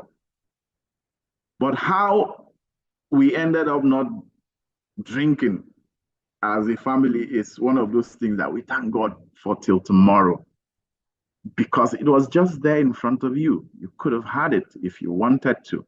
But my father, yes, we're selling, but at some point we had to stop because my father was like, these values are not coming together. I'm just trying to tell you how important the role of a man in the family is. He has to set the vision. He has to live the vision. And between my father and my mother, I'm saying all this because I'll put it all together. I learned from my father the ability to set vision and stick to whatever you have set, and the value of integrity. We were one family where it was normal to go to a place, people come and they say, my father is not around when he's around. My dad did all he could to make sure that did not happen. From my mom, I learned two things. One is grit, and the second thing is resourcefulness. Think about it, 7 kids, one family, one economy. So we were as resourceful as you can get it. Nothing was wasted in my house. You could not afford to waste anything in my house because my mom will always turn it into something. I don't know how she did it. The second one was grit, the ability to hold down something and make sure it happens, no matter how. So children see this when you're doing this kind of things. And when they see this, monkey see, monkey do. I have a bad habit in my life right now, which is I sleep on the carpet. Nobody in my house sleeps on the carpet except me. There's always a pillow somewhere in the parlor. I don't know why. I don't know. It was okay when I had 2 children because none of them ever did. But now we have a 2-year-old, one, it will be 2 in October. And the guy sleeps on the carpet. And all of a sudden, the things my wife has been saying, don't do. Now we are seeing it in real action. What I'm trying to say is your kids do what they see you do, because behavior accepted is behavior acknowledged, is behavior agreed. So for him, we have tried to say he should not sleep in the carpet, but now I've told the mother it is a battle that we have lost. Let's leave him. So if monkey see, monkey do, like they say in the cartoons, it's the same thing. So the other thing, why are values so important? Why are we taking our Saturdays that we could have been anywhere talking about values? Values are ultra important because they form the basis of our lives. When your name is mentioned anywhere, what people remember about you is the values that you uphold. They call Kelechi drunkard. His values is in the bottle. They call this Chioma this. They call Ronke this. They call Fayemi this. It's your values that define you. So, like I tell young people that I work with, please, in all you do, try to get the values that will help you keep your life together. Try to get the habits that will sustain your life. And the reason is simple.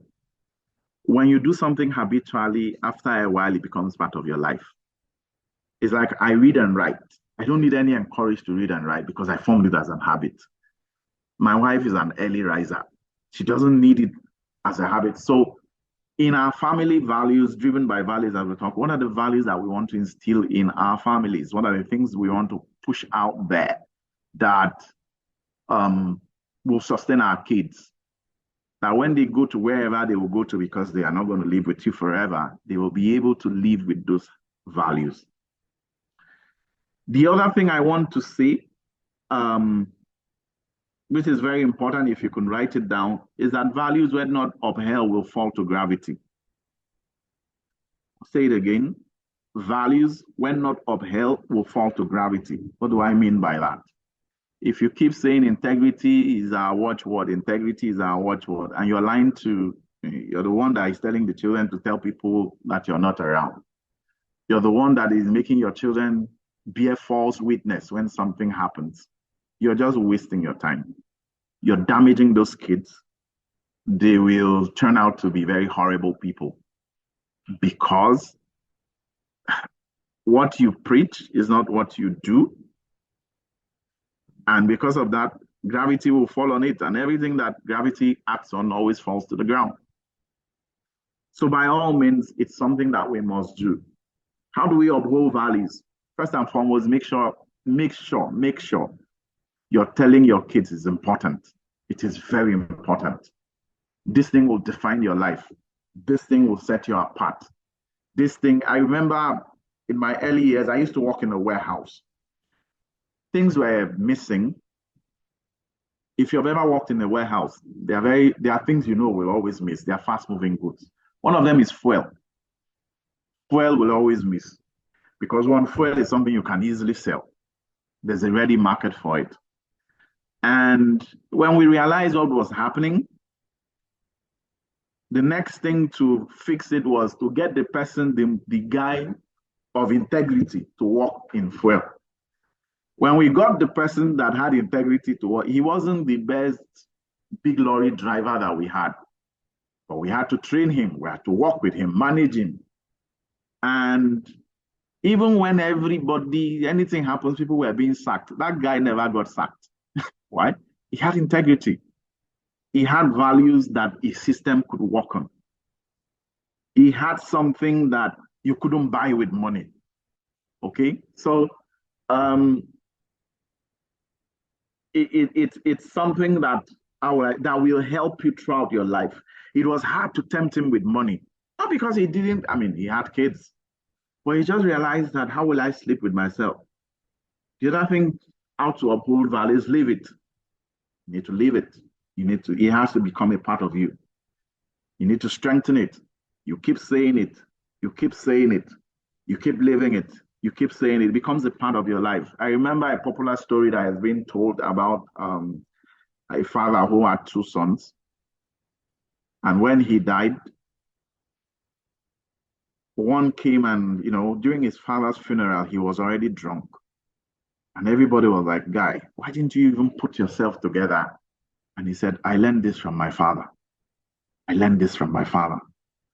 My father, as you all know, was an alcoholic, and, I used to join him to drink." And then they turned to his second brother, who wasn't drunk, and said, "Didn't you both of you grow up in the same house?" The guy said, "We did." "So why are you not a drunk like your brother?" He said, "I learned it from my father. I learned from my father never to be a drunk, because I've seen my father disgrace himself. I've seen him misspeak. I've seen what alcohol has done to him. And as you can see, he died young because of alcohol."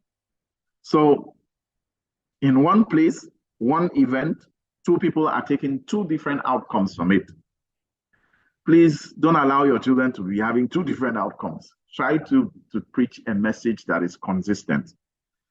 And if you ever miss it, please don't feel bad to go and tell your children, "What I did today was bad." It's not something that is common with African parents, but it's something we have to do. You missed it, you lied, you did something that was not in sync with your character, with your habit. Please just go back, gather them, talk about the event, apologize.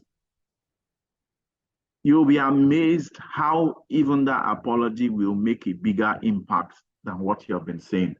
When you apologize like that, what you have said is, "This is a value that is important. I broke it. I'm the head of the family. I could have just walked away and behaved as if nothing happened. But because this is important, I'm coming to tell you I'm sorry." We must not be scared of doing that. Okay? Systems that work. Everything works on a system. So let's think about God. Let's think about the whole world. Most of us, at least, attest to the fact that there's a God that created this world. One of the things God did, which is brilliant, which we should also learn from God, is that after creating the world, he just put the principles there to run the world. Scriptures talk about that he made it day and night, and day and night has it been from day one. So principles are those things that will help you run your life. If you don't have principles, you'll fall for anything, and everything will make sense.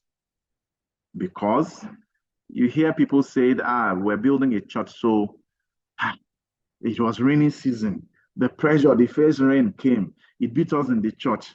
And then you have access to company money. The pressure was more, you stole company money to come and give them to build a church. After all, it's a house for God. In as much as that sounds very nice, there is a commandment that says thou shalt not steal. Stick with the principle of thou shalt not steal. Yes, we are aware. Like I usually tell people don't just wake up and go and do horrible things. People don't just wake up and go and steal. They wake up and go and steal because they are under pressure. And pressure will always be there in life. It's the pressure of paying school fees, house rent, the pressure of lying to your landlord. Yes, you are expecting money, the money didn't come, but you have to lie to the man to get a breather. It is better to do it with integrity. One of the things I tell people about, especially money management, when you're owing somebody, be upfront with communication. Yes, you tell landlord you can't pay, he will abuse you, he will threaten you, he will do all what you don't want him to do to you, but there is something you have done. You have given him information to work with. At least he can't promise somebody else money is coming, I'll give to you. He will look for the money somewhere else. When you owe people and you go incommunicado, that's where the problem comes from. Yes, so back to principles. So you must have principles that run your life.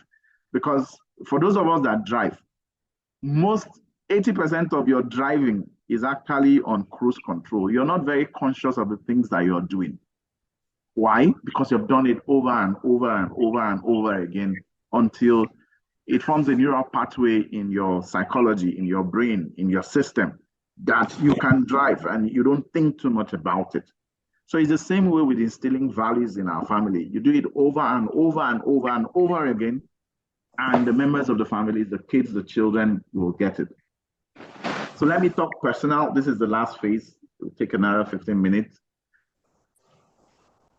Write it down. What systems are you putting in place for your family? What systems are you putting in place? What values are you upholding? Yes, first speaker talked about the many values that we have, the many things that we have, but to practicalize it, I will share my experience, and during Q&A, I'm sure you'll ask your question. One of the things I've always told my kids is that it's a one-place family. What does that mean? Is that we all live together in one place. It's a one-place family. Now, it's easy to write these things down. But the thing there is that life will ask you questions. Life will question your belief. Jesus said you should build your house on a solid rock. And there's only one reason. Why? Because storms will come. Life will ask you questions. Now, so when we said we are one family, a one-place family, it was nice and great when the children were in primary school. I used to live in Bonny, remote island. By God's grace, by next year it will not be remote again because we'll have a road leading to it. And the secondary schools there were not so great. So when it was time for the kids to go to secondary school, it was like, how can your child go to this secondary school when you can easily afford the ones out there, and he can be a bother and he can do all these things? Well, the family principles overrode every other thing we wanted to do. So the next things we tried to do was to try to see how we could bring in top-notch secondary schools. Unfortunately, we failed woefully. It didn't happen. But the boy had to go to the secondary school that was around us. Why? Because the one-place family was the principle that overrode every other thing. For us, staying together as a family is more important than any other thing. The second one is until the kids are a certain age, they don't leave the house, leaving the house as in boarding house. So,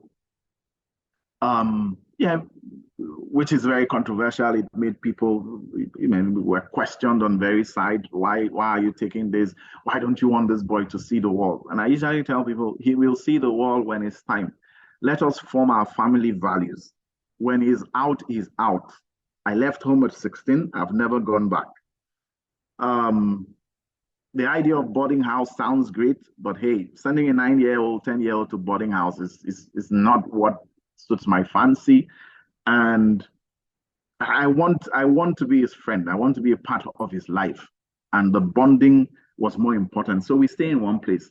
And as I said, when secondary school came, that philosophy was challenged to the extreme. The second thing to put in as a system is to show your kids that godly values are important. And if you're a person of faith, please take your faith seriously, because at the end of the day, that's what life is reduced to. And how do we do that? We make sure we go to church on the Sunday. It's not negotiable. We have to have a form of worship on Sunday. We make sure that Sunday is a day Sunday is a day that it's for family and God. So nothing really happens in our household on Sundays. Why? There's no lesson teacher. There's no any domestic staff does not come to our house, and it's because this is the day that we want to put for these two major events. One is us. The second is God. The third thing is generosity. We have to teach our kids that generosity is a big force that they must plug into in this world. So even when we are giving out things, we tell them why, we tell them how, we tell them not to laugh at people, we tell them not to bully people. I remember once, again, God has a good sense of humor. When my son was in the secondary school in Bonny, he came back one day, and why are parents, why are they not paying for their kids' education? Because education is important. And it brought up a point of conversation where I had to tell him, the parents, they're not wicked. It's not that they don't want to pay. Some parents don't have the money. And why don't they have the money? Again, it was a conversation. It's because maybe they don't have enough to eat. Why don't they have enough to eat? Everybody should have a job. No, not everybody has a job. It brought a conversation, and it made my kids realize that, hey, you're a very privileged set, and make sure you have your privileges. Then we had to go somewhere to give out things to some kids in the neighborhood. And my kids are like, why are they so, in their words, please permit them, they are children. Why are they so unruly? Why can't they stand in a queue? So I had to use that to explain to them the subject of scarcity. These people are used to things not going around. So you have to fight for everything. And just by the side, I'm saying this by the side, there's something I always tell my kids, that there are two sets of people you should be wary of in life when you're competing. The first set is they're Harvard trained, their parents can call anybody in the world. Sometimes it's hard to hear that. But I met somebody, we're talking about something, and he's like, why is it so hard? Okay, let me call. The person he called was the president of the US. I'm like, what? I used to think we're on the same level. And let me just call. He called it. I'm like, and guess what? He got it. I'm like, okay. There are names that you hear and you're wondering, how can I even, I'm so far removed to this person. And this guy dropped the name. He wasn't trying, no. He's like, let me call the president that was not that person. It's like, maybe American visa, this. And I was like, okay, let me speak with Ronald Reagan. What? Ronald Reagan? How? So back to my story. I tell my kids, two set of people you should be wary of. Those people, they can call anybody. They have access to places you have no clue about. They can make things that you think are impossible happen. I said, those people are not my fear and dread. It's the second set of people. The second set of people is that guy in Ajegunle. He realizes he's an intelligent boy. Education comes naturally to him. Somehow, the community is the one paying his school fees. All he knows is that he needs one shot at an interview. All he needs is to get that one shot. I said, that's a guy you should be scared of. His mantra in life is called, we die here. If he can get into the room, he will get the job. He will get the scholarship. He will get I said, those are the people, because they are used to being told no. And so they go all out to get a yes. And my kids are very conversant with that fact, that the first set of people, their opportunities, they will pass. That second set, no. They are looking for just something to put their hopes on, and when they do, they will get there. So generosity. So back to generosity. So we tell them not everybody have. It's not that these people are unruly, it's that they are used to not having. So when they see an opportunity to have, they do their best to get it. The third thing is discipline. We usually say this, well, before I get to discipline, is that I usually tell my kids that I don't have any covenant with you. I have a covenant with your mom. And that covenant, I took it in front of God and the brethren.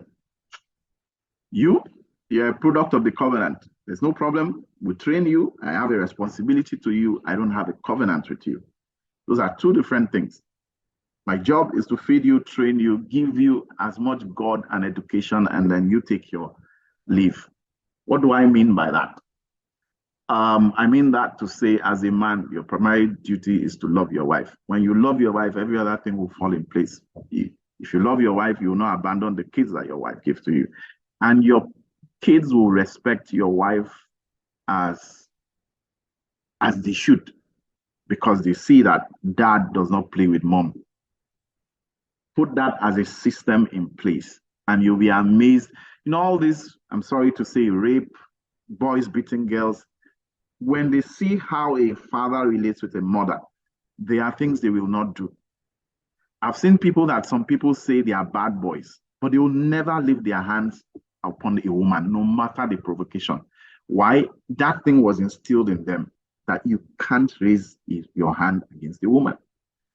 I went to a fellowship on campus that our sisters, some of them are on this call, they should not come for me, used to take advantage of us, the brothers. Like I usually tell them, we are coming, and what we're told there is you take care of a sister. Your job is to take care of a sister. So after, they read, we have to escort them so that nothing, we won't hear any story. We'll come for prayer meeting, sisters will be wearing normal shirts. Prayer meeting in the open, it will be cold. They will now come and take our suit. And me too, I decided to be stubborn. I don't wear blazer to prayer meeting. Let all of us go and let the cold catch all of us, since people don't want to bring blazer. And they will just do it as a right. But I'm just joking. I remember many times on campuses when there were riots. I went to the University of Berlin. If you know anything about riots and student protests, we may not be number one, but we are up there. The first thing you do as a brother is to go and evacuate as many sisters as you can. It used to be like Exodus, and we did that. We're trained to take care of the women around us. In fact, this funny thing is when we have removed them, it's like a military operation, move, move, move. By the time we are done, when we now want to go and rest somewhere, that's when you realize somebody has fractured his leg, somebody has sprained, because it was adrenaline. And that has really, really helped my life. Without boasting, there's no estate that I've stayed with that the women don't like me. And it's very simple. I'm always very helpful. How can I see my friend's wife carrying load? Like I usually tell the women around me, my religion forbids women carrying load around me. I have to give them I have to. It's a responsibility. And my kids see me do it. So you see them also trying to do it by themselves, being helpful to people. So back to the issues. I tell my kids, I'm your parent, I'm not your friend. I'm sure you think that is, that doesn't go well. I'm your parent means I can be your friend, but I must not be your friend. I'm your parent. What does that mean? I'm the lawgiver. I'm the guy that is disciplined. I remember when once one of my sons lied on something. I can't forget it. June 20th, 2020. He so lied that we're convinced. But somehow my wife was like, no way. I saw this, so he was able to tell us the truth. I was so upset with him. I was very upset. Where did you learn the lying from? I just didn't know when I told him, I've known your mother for almost 20 years. I've never lied to her. And I just left. And I didn't know that really made an impact to him. And in the following days, I was like, okay, how do you not lie to people? What of when you're under pressure? What of when this? I'm like, and it made for a conversation. So I'm like, living out your truth being disciplined. Some of us are so friendly with our kids that we have left discipline out of the equation. God has blessed us with good kids. Discipline hardly comes in, but my kids know that discipline is on the table. My kids, I always have a cane in the house. I rarely use it. The last time I used it was that June 2020. I can't think of up to 5 instances where my kids have been flogged. Now, again, some people say don't flog the child, talk to the child. Well, I don't brutalize my kids. Is that just know, there's something about life. Let your kids know that there's a force of discipline coming if things go wrong. Because life, if you don't discipline them, society will discipline them. Last Saturday, I was in a remand home. Those kids have no say about their time. You come out when the officer says you should come out. So if you don't discipline your kids, prison will discipline them. Remember, you're the one sending them to Canada. These kids, most of them are going to Canada. They're not going to stay in Nigeria. So if you think in Nigeria, you will now say, oh, hey, you talk to someone, they'll bring him out. Over where they are going, nobody's going to bring them out. All right. So those are the systems that we have been able to, and one of the things we also do in our family, we try to explain things. We try to explain why. Some years ago, there was no holiday. Why? No money. Why is there no money? Because we had to do this. We had to do that. We had to do that. My child, one of them says, but you earn a salary every month. Yes, I earn a salary, but see where it's going to. Showed him the spreadsheet. And then it's like, okay, is this? Is this? Sometimes we say they are too young. No, they are not too young. They are not too young. The same way that they are not too young to sing Lonely at the Top is the same way that they are not too young to hear the words that will help their life. Okay? So, in rounding up, because I've been told I have like 2-3 minutes, fathers, I will round up. One of the biggest things you can do for your kids is to be available. I do as much as possible not to do anything over the weekend. I try not to go out, do anything. It's because I want to be available. I just want to be available. It's in the available time that you hear the idle gist. You get to hear what somebody in school is doing, who is their best friend. From that best friend, you ask the teacher, who is this guy? How is this guy in class? Should I support the friendship or should I terminate? Should we pray the friendship to death? Should we, it's in those idle conversations that you get to hear things. 2, be connected. Play their games. Get involved. Play their football. Yes, it looks like a waste of time. One of the things my kids look for most times is they watch the Johnsons. I like comedy a lot. If you know me, I'm a little bit lighthearted. And if there's something very funny on the Johnsons, they pause it and look for me. If they can't get me, when I come back from work, someone will come and call me and like, there's this thing on the Johnsons you need to see. Fathers, try and get things. This holiday, we try to watch Gifted Hand, try to look for movies. There are a lot of movies out there. Mount Zion has a lot of movies. Do things that your kids will remember and also use as part of their family. So all in all, their systems, their structures, their values, if you treat these things as important, no matter how wayward your kids go, I've met kids who said, this thing what they do, my papa no go like am. But sure, I be boy. I'm like, your papa no go like her. Try now, try. At least they know that they are in the wrong. Get your boys and girls, get them involved in family finances. Over this holiday, we went somewhere, and one of the things I did for my boys was to show them, okay, this is what we have, this is what we don't have, this is what we're trying to achieve, this is why this didn't happen. They are involved in the conversation. Do they understand everything? I don't think so, but at least there is nothing hidden in front of them. So get them to contribute. Get your kids to do those chores at home. Yeah, you have a house, you have things. Let them be part. It's a unit.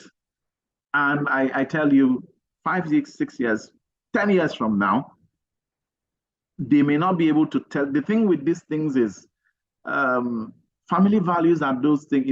Someone says not everything that counts can be counted.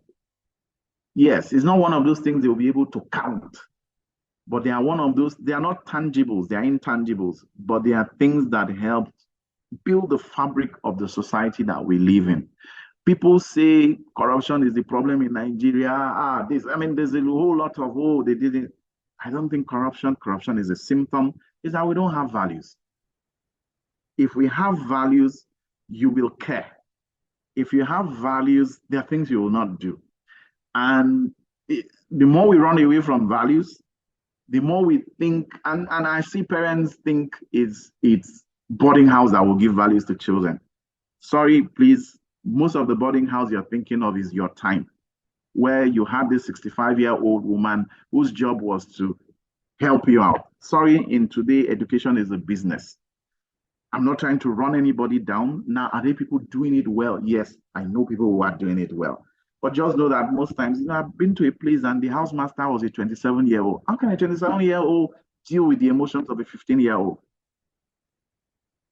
For those of us, we know, some of us used to question the love our parents have for us until we became parents and realized that our parents really loved us. So it's just that they didn't know how to express it, or there were just too many bills around them. The pressure of meeting this house rent, there's no time for anybody to hug you. But now that you're a parent, you're like, wow, I see why. It's like when you tell kids be home before 7 p.m., they think you're trying to restrict them. But you, the adult, know that if police catch you by 7 p.m., what would we say? And some of our kids are very big that if you say this boy is 16-year-old, nobody will agree with you. All in all, in rounding up, we have a society to take care of. And we must not run away from our responsibilities. And this is one of our responsibilities. That's the reason why people like Madam Ronke Posh and myself do this, talk to parents, is that we cannot leave this society to gravity. We cannot say what's gonna be is gonna be. No, we have to get involved. That child in your neighborhood that is just roaming around, sit the child down and talk. The boys we met in the remand home, some of them, one of the feedback we got is, you be like saying, now I dey where my people know say they get person. Yeah, it sounds very ordinary, but the guy was crying out to be loved and nobody was showing him love. So he started throwing tantrums. When he started throwing tantrums, the bad boys grabbed him to be one of them, started showing him love. Well, you know how that love is? Go and kill somebody. And now he's in a place in his life he shouldn't be. So please, let's get involved and build a society. And if you do, you'll be amazed the outcomes that we'll get. Thank you.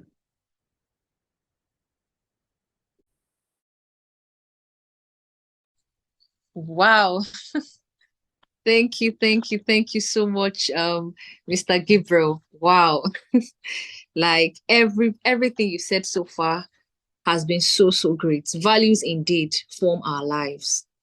While you were just talking, I was just enjoying how practical, how you were using your personal stories and events to buttress your point. And, it really made sense to us to see that, the importance of, you stress the importance of a father in a family and so many other things here that I believe that many of us have been writing. The strategy is very practical.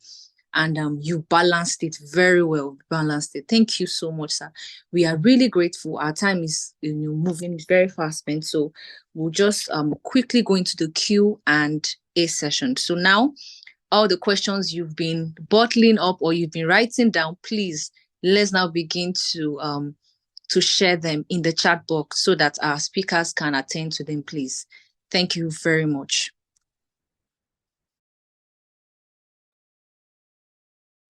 Okay. Wow. David Gabriel Omi, that was excellent. One thing that is very, very outstanding is that people who use their personal story or personal journey to speak are usually authentic people. That's the truth. When you meet an authentic person, then you get to hear the person's personal stories. The person is not afraid of vulnerability. The person is not afraid of you later on trying to use this against him or her. So what you have done here today has actually inspired a lot of people. We know that family is everything. So who is getting it right is the peace of mind that money can't buy. And that's why I, for one, has taken upon myself this mandate to go ahead and partner with as many as are willing to restore the sanity, restore godliness, restore harmony, restore the peace that is required in raising a wholesome child. Children deserve the best. And one of the strongest legacies you can leave for a child is to raise a value-driven child. Because a value-driven child will take decisions that will be favorable both to himself and to the larger society. So thank you for touching more, especially on systems, putting in place systems at home that will work, systems at home that will enable the child to be able to stand out. So we're entering into our Q&A. There have been questions earlier on.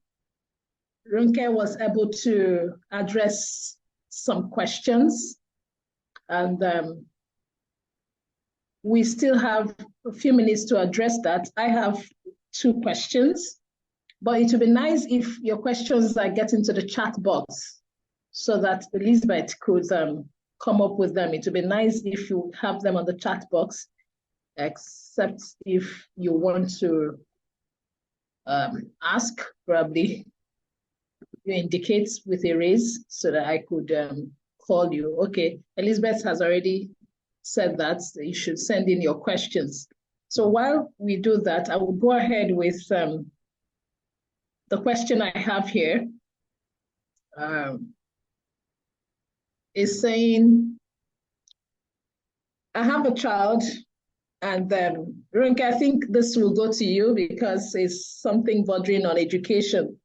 I have a child, and in my child's school, they don't have meetings. And so when I asked for further clarification, she said meetings such as parents-teachers meetings. And that has stalled a lot of progress as far as she's concerned. So she wants you to help her make a decision now, because she's saying that she thinks that that is hampering the progress of reaching out to the school, but that the child is doing well. Yes, my child is doing well. It's just that this issue of communication, there's a huge communication gap. What would you advise as an educator that I do in this circumstance? Runke? Okay, can you hear me? Yes, I think I can. And okay, I was asking her the class, is it primary school or secondary school? She said secondary school. Okay. You mentioned that your child is doing well. So I'm not really sure where the problem is. What is it that you want to communicate? That you need a meeting. I don't necessarily believe that you need a meeting before you're able to speak to a class teacher. I don't believe you need a meeting before you can speak to the head of school.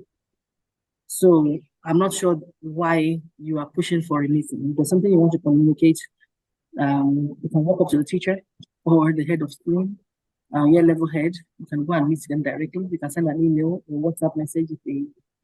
So I don't know why you need a meeting. I don't believe that people should wait for PTA to discuss anything that has to do with their child. A PTA is maybe once or twice a term. You don't need to wait that long before you discuss something that is, if it is pressing, then you should just walk up to somebody. I'm not an advocate, I'm not a fan of these meetings personally, but if I have an issue, which I've done in the past with my child, and I just go directly to whoever I need to speak to. I don't need to get the whole thing by having a meeting before I can solve the problem. That's more. Okay. Thank you very much, Ronke. So because everybody is here, so I'm sure she's hearing you directly. So Ronke is saying that you can go ahead. Meetings are not necessary for you to communicate exactly what's on your mind. We'll have another question. For a child who has been raised in, I think there's a bit conflicting family, and where values were not that enforced, what could you advise that the child should do? Okay, let's have Gabriel. Gabriel, did you get that? Yeah. So I saw that. Well, if it's a child and maybe you have access, then somehow you have to help out in the best way that you can. But if it's a child, really, what can a child do? The child is limited. But if you're again, the question is not very explicit, so I can't really do justice to it, but I'll talk to it generally. Conflicting values and where values were not enforced. If you can do something, do something. I remember once in my church, two occasions. One was I was doing something for a child. He just took the thing and left. And I was very upset with the child. I brought him back. Don't you? Were you not taught how to say thank you? Hey, oh. And the child said thank you, but I realized the boy was not convinced why I should say thank you. So I left it. We deal with many teenagers. Many weeks after, when I saw the boy's father and interacted with him, I felt pity for the child. The reason was simple. The boy's father needed a father. You get my point. He was a man, but he was someone that needed still. So how can he be a father to this child? So one of the things I did was I looked out for that boy, and the things you think are very simple things that the boy didn't know, I just tried my best to teach him and trust God for the rest. So that was my contribution in that instance. The second one was the boy that was stranded one day. We had finished church. I was doing something behind and realized he was sticking around. He couldn't go home. I don't think he had the courage to come to me. But after a while, he put himself and came to me that, please, he needed transport money. That is his only 100 naira. So I now said, okay, that's fine. If it's only, why don't you have it? So that conversation made him to reset his head. It's like, oh, sir, okay. Please, I need transport money. I need 100 naira. I gave him the money. But I'm just trying to say that these are mentoring moments. These are opportunities for corrections. And sometimes these kids, they're not bad. Most things I say about young people, they're not bad people. It's just they don't know what they don't know.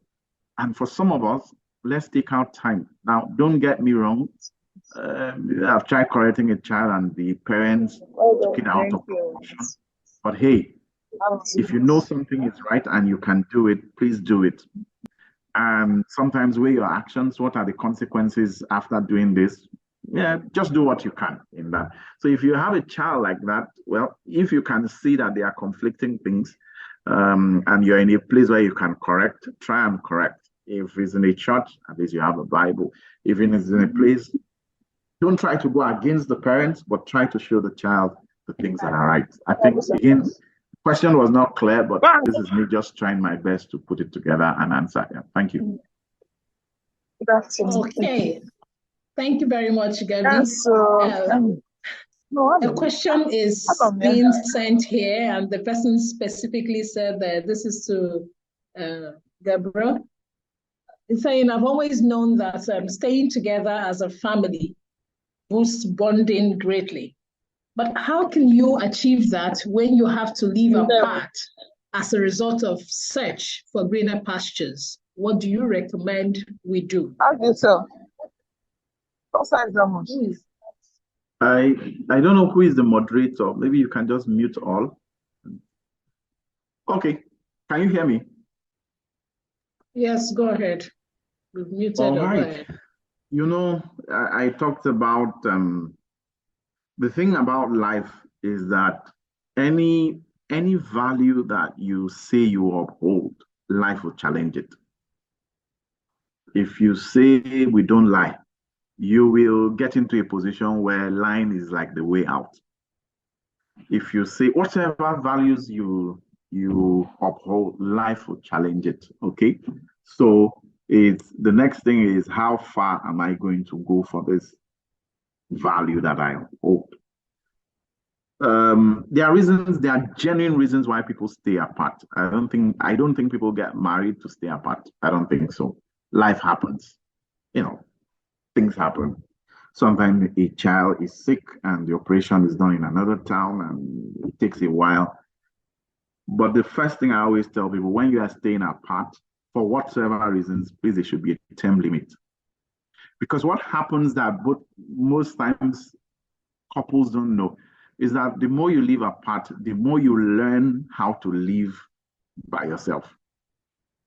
And that is not good for marriage. I'll come back to it. The more you live apart, the more you try to adapt to live by yourself, because that's the natural thing to do. I'm not trying to say there are roles, there are things to do, but like in my house, I am the person that does most of the things that are done outside. Run errands, fix things, that's my role. Anything inside the house, my wife does most of it. That doesn't mean I don't do some. Assuming I'm no more around, she'll be doing all those outside things. But just also know it, instead of interdependence, both people start to learn independence. Again, it is the thing you have to do because there's nobody coming to save you. So that's what staying apart brings. Now, if you have to stay apart for any reason, I think first thing first, for how long will this be?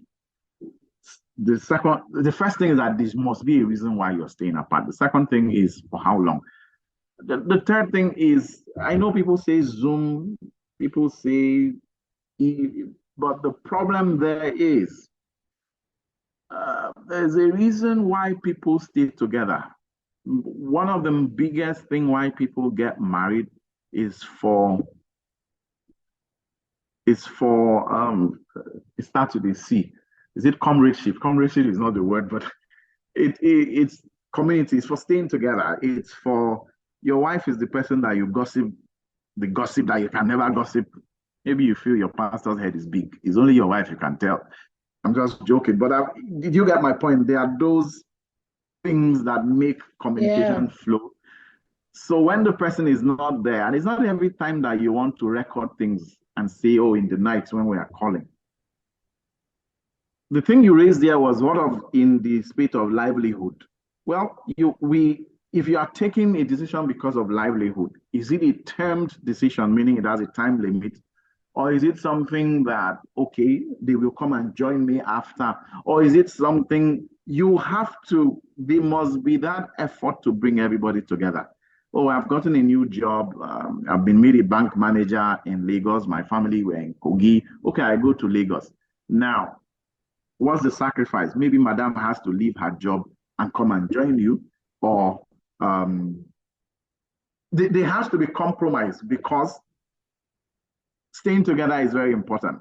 The other thing, I'm talking to men now. Men, listen to me. If you don't take that decision, what will happen is that 20 years down the line, when your kids are on their own and they don't call you, don't blame anybody. The problem there is you left them with mom. The mom is father and mother. Mom is the one they see. I'm sorry to say, after a point, you become a walking ATM. So when, for some reason, you now come back with mom, and they are calling mom, and it's only when they call mom that they hand over the phone to you. I know men hate it. By the way, guys, if you're here, please try and call your father directly. They don't like that phone being passed to them. Please try. Sometimes it's awkward, but please try. Your father will never complain about it, but it pain them. They enter, but they just feel they have lost the children. And it's something that makes men die early. Gabriel, because we have a lot of questions on the call. So okay, I'll leave it at that. But I think in rounding up, all I'm just trying to say is there should be a time limit. For whatever reason, try and bring people together if you can, because it's a family. There are long-term effects of staying apart. Thank you. Thank you so much. Staying together is more important than any other thing, so that we don't get to have fathers who will become financial sponsors, more like that. That's exactly what Gabriel is trying to say. It's very, very important. We'll have a question directed to you, Runke Posh, saying, how can you uphold a value as a parent while separated? Hashtag broken home. So the person said, would really appreciate references or instances. However, Runke, I would want you to hold on. I want to call on Tubititi. Tubititi, I want you to ask your question. While Runke is holding on this, perhaps they could be the same or they are different, but then she will take on that. Please go ahead. The floor is yours, Tubititi. All right. Good morning. Good afternoon, everyone. Thank you so much for this opportunity. I just have a question for Mr. Gabriel Omni. Thank you for your session.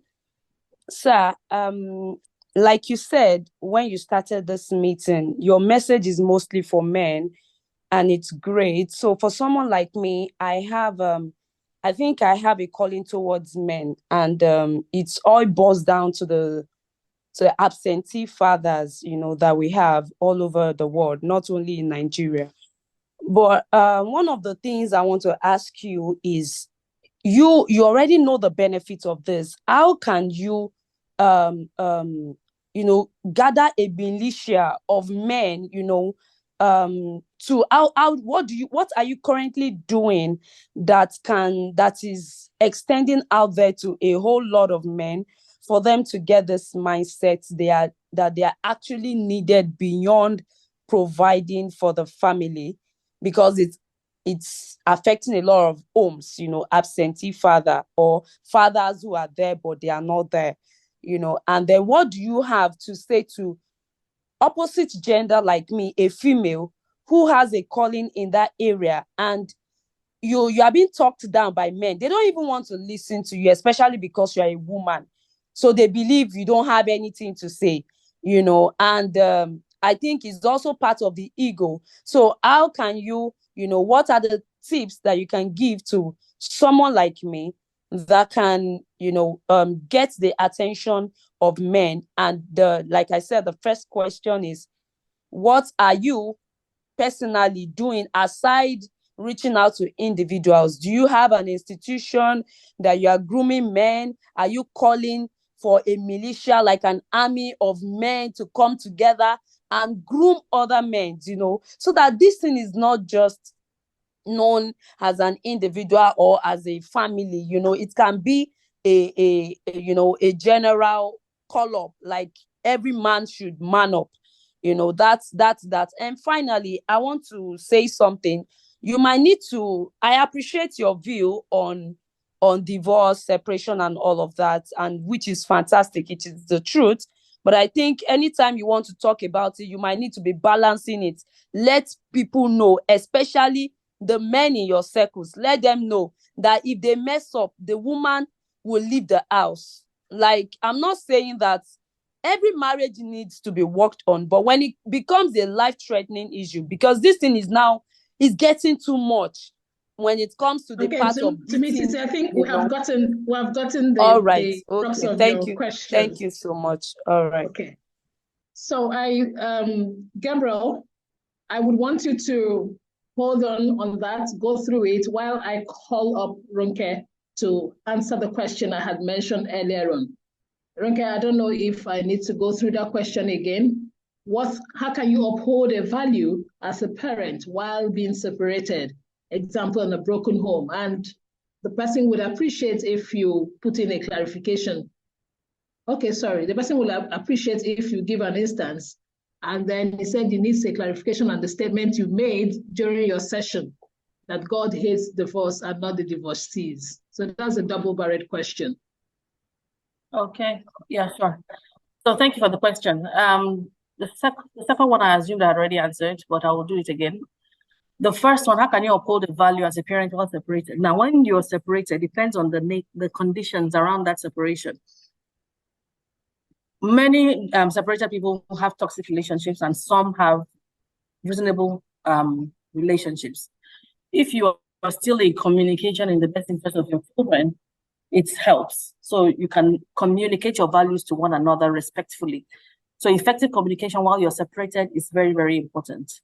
If you agree to co-parent and collaborate properly, then you can uphold those values, because you're talking. You're just not married. You're not just under one roof. You're not, you're not intimate anymore. You're not doing all those things. But for the sake of the child and the values you want to uphold, you have those in place. You're consistent. So it's not that you're doing it today and tomorrow you forget that this is what we talked about. If you're doing something, you're consistent on both sides. That is very, very important. You're respectful to one another, especially when you're in front of the children. You make sure that you show mutual respect. When there's conflict, you try not to do that in front of the children. There's mutual, and even this applies even when people are not separated. Conflict resolution, how do you do it? You teach conflict management through the ways that you resolve conflicts as a couple. Ensure that you have time where you address issues when it concerns your children.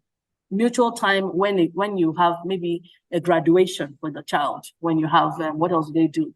Maybe PTAs or things that your child would need you to do. So there's Father's Day in school, father shows up.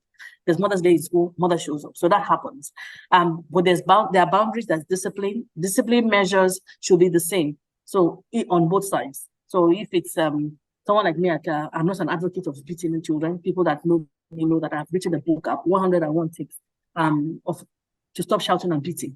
And even people that go ahead and say it's in the Bible, I still tell you that in the Bible, it says a rebellious child should be stoned to death. So I don't believe in any measure of anything that has to do with beating a child. Count me out of it. I've been married 20 years as of last December. My child is 18 years old, and she's very dynamic. Those that know her know what she's achieved. Head girl at Green Springs last year, just graduated. She's gone to the UK. She has become head girl again. She's been headhunted by the presidential candidate. She's written a book. She's authored a book. I can go on about her CV, and I don't hate her. I'm actually a friend. We just went to the Atlantic Ocean. We swam in the Atlantic Ocean last month. So I'm very liberal, very friendly approach, no command and control. I'm not authoritarian in any capacity. And find out what it is that you are going to do when it comes to disciplining your children, and then do it together. So I think I've given enough examples, even with others. If it's not working, seek professional help. That is always available for the couple. Secondly, it says they need clarification when it comes to God hates divorce, not the divorcees. So I did mention God hates the act. I gave other instances. I said God hates when people tell lies. God hates when people fornicate, when people commit adultery. He hates all those things. He hates when you steal. God hates all those things. But does he hate the people that do it? Are you still a child of God, loved by God, when you tell a lie? He that has those sins, let him be the one to cast the first stone. So the fact that we all have sin and God still loves us, why are we going to separate the person that has been divorced? Now, I believe in inclusion. I run a school, and I see that people walk through the gates. Either the father is the one raising the child alone, or the mother is the one raising the child alone. So does that make that child any less human? No. That is why we need to educate our children. We don't want the divorce, but it happens. That is the reality. It's going to happen whether we want it or not. Divorce is not going to stop because of this meeting. Divorce is not going to stop because of anything anybody does. It's going to be there, even in the church. It is here to stay. It is not what we want, but it is here to stay. And as a result, we must learn how to manage it. It's the same way people have children. People are not going to stop having special needs children. They will continue to have special needs children. Is it what we want? No. But do we include them in the schools? Do we teach the other children how to accommodate them and love on them? Yes. So God hates divorce. He hates the act. But the fact that somebody is divorced, God does not hate that person. God would rather the choices were better. God would rather there's peace and love and harmony in the family. But it has not worked out. Does it mean that you have lost your salvation as a result? No. God still loves you. I hope that has been able to explain it to the person. It's pretty much what I said before. I'm just saying it again. So I don't know if they missed that part, but yeah, that's my response to that. Thank you. Question. Thank you so much, Ronke. That was quite explicit, and I want to trust that the person had gotten. But if the person still needs further clarity, the person can always reach me. We're going back to Timothy's question to you, Gabriel. Can you speak to her? I think she also has a double-barreled question. And if you need me to recall for you, I can. Another problem I can handle it is actually quadruplet. Okay, let's come back to the issue of divorce. And she was talking about me talking to the men. What I said about divorce is, if you can't, don't get there. It's not nice. Divorce is not nice. I know people who are divorced. It's not nice. It's not nice anyhow you want to look at it. It's not nice on any party. Everybody involved is hurting, but sometimes some people manage it better than some, but it's not nice. So if you can, don't get there.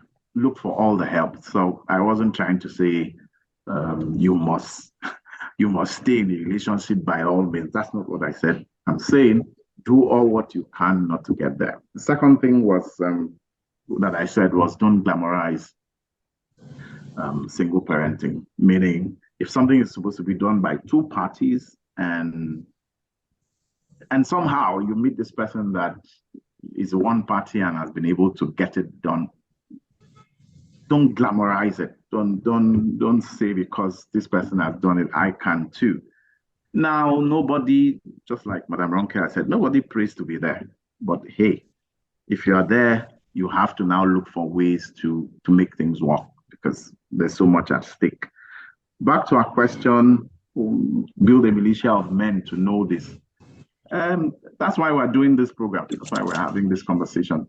That's the militia building that we're doing. And we do it in every forum that we find ourselves, in the office, in our churches, in the small groups that we belong to, football teams.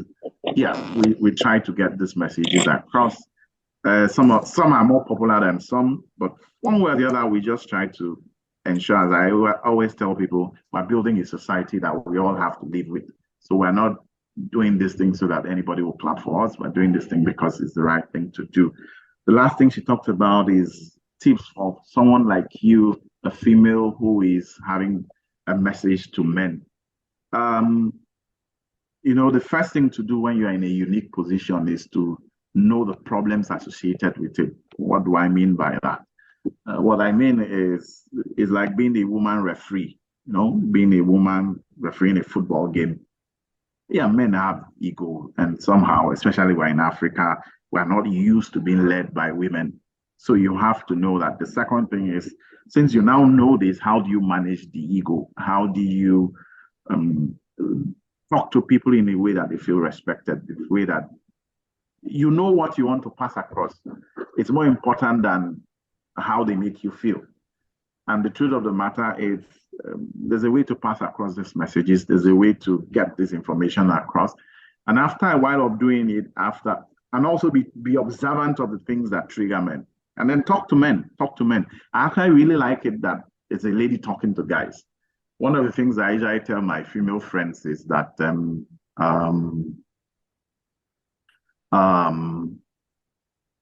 sometimes you need a guy to come and talk to you. You need a guy to come and talk to you because you're talking from a woman's perspective. So sometimes also it's good for a lady to talk to, how will I call it, to guys, so that you can hear what the woman is really talking about. So all in all, what I'll say is keep it up. Don't allow the problems to, how will I call it, to set you back. There's no good thing that you want to do that you'll find it easy. But after a while, you get to learn the how will I call it, the ways and manners of getting, how will I call it, to do those things. Okay. Sorry, this in 1 minute I'll say this thing about single parenting. I'm not against single parenting. People don't choose to be single parents. Life happens. What I am saying, which I'm saying again, is hey, I see many, again, we work with people. I see many people quoting the reason why they are taking some actions. What I'm saying is simple. Yes, you're quoting someone but you also don't know the amount of effort in the background. Do you have that support system? It's very different. I'm trying to say, don't become a single parent because one thing that you could have managed or found a way out of by looking for either professional help, talking to people who have gone through. Don't just take a decision because, oh, after all, this person is doing it well. No. Try and see. If you cannot, then by all means, I mean, it's what you can be. My father was raised as a single parent. My father had only his mom. Though his father was alive, but there are many stories to it, but his mom raised him. My father turned out well. So don't think I'm upset. No, I'm not upset. I'm not against. I'm just trying to say, make sure before you go that route, it's your only option. Is that, hey, I've done everything. In fact, by the time you've done everything, it's people that will support you to say, you know what, this is the way to go. We have done everything in the books, and this is the way to go. Thank you. Thank you very much, Gabriel. Indeed, that was not even a quadruplet. It's up to pentagon. All right. I know that to me, Titi, I know that he had done justice to that question, and I'm glad that you had gotten something out of it, especially as you sense that calling on you to speak to men or to teach them. So it's a good place to start with the points or the tips he had mentioned here. I also saw a couple of chats in the chat room, but those are quite explanatory. And so I'm happy that with the kind of balance that this conference is bringing, I'm very pleased with the choice of the speakers. And so everybody living here today is actually living here a very transformative experience. So one thing is to have the knowledge and to know how to express the knowledge that you have, live with it, and use it as a tool of influence for positive reference. And so that's why I think that a forum like this is where people who have a growth mindset, because you really don't stop learning in life.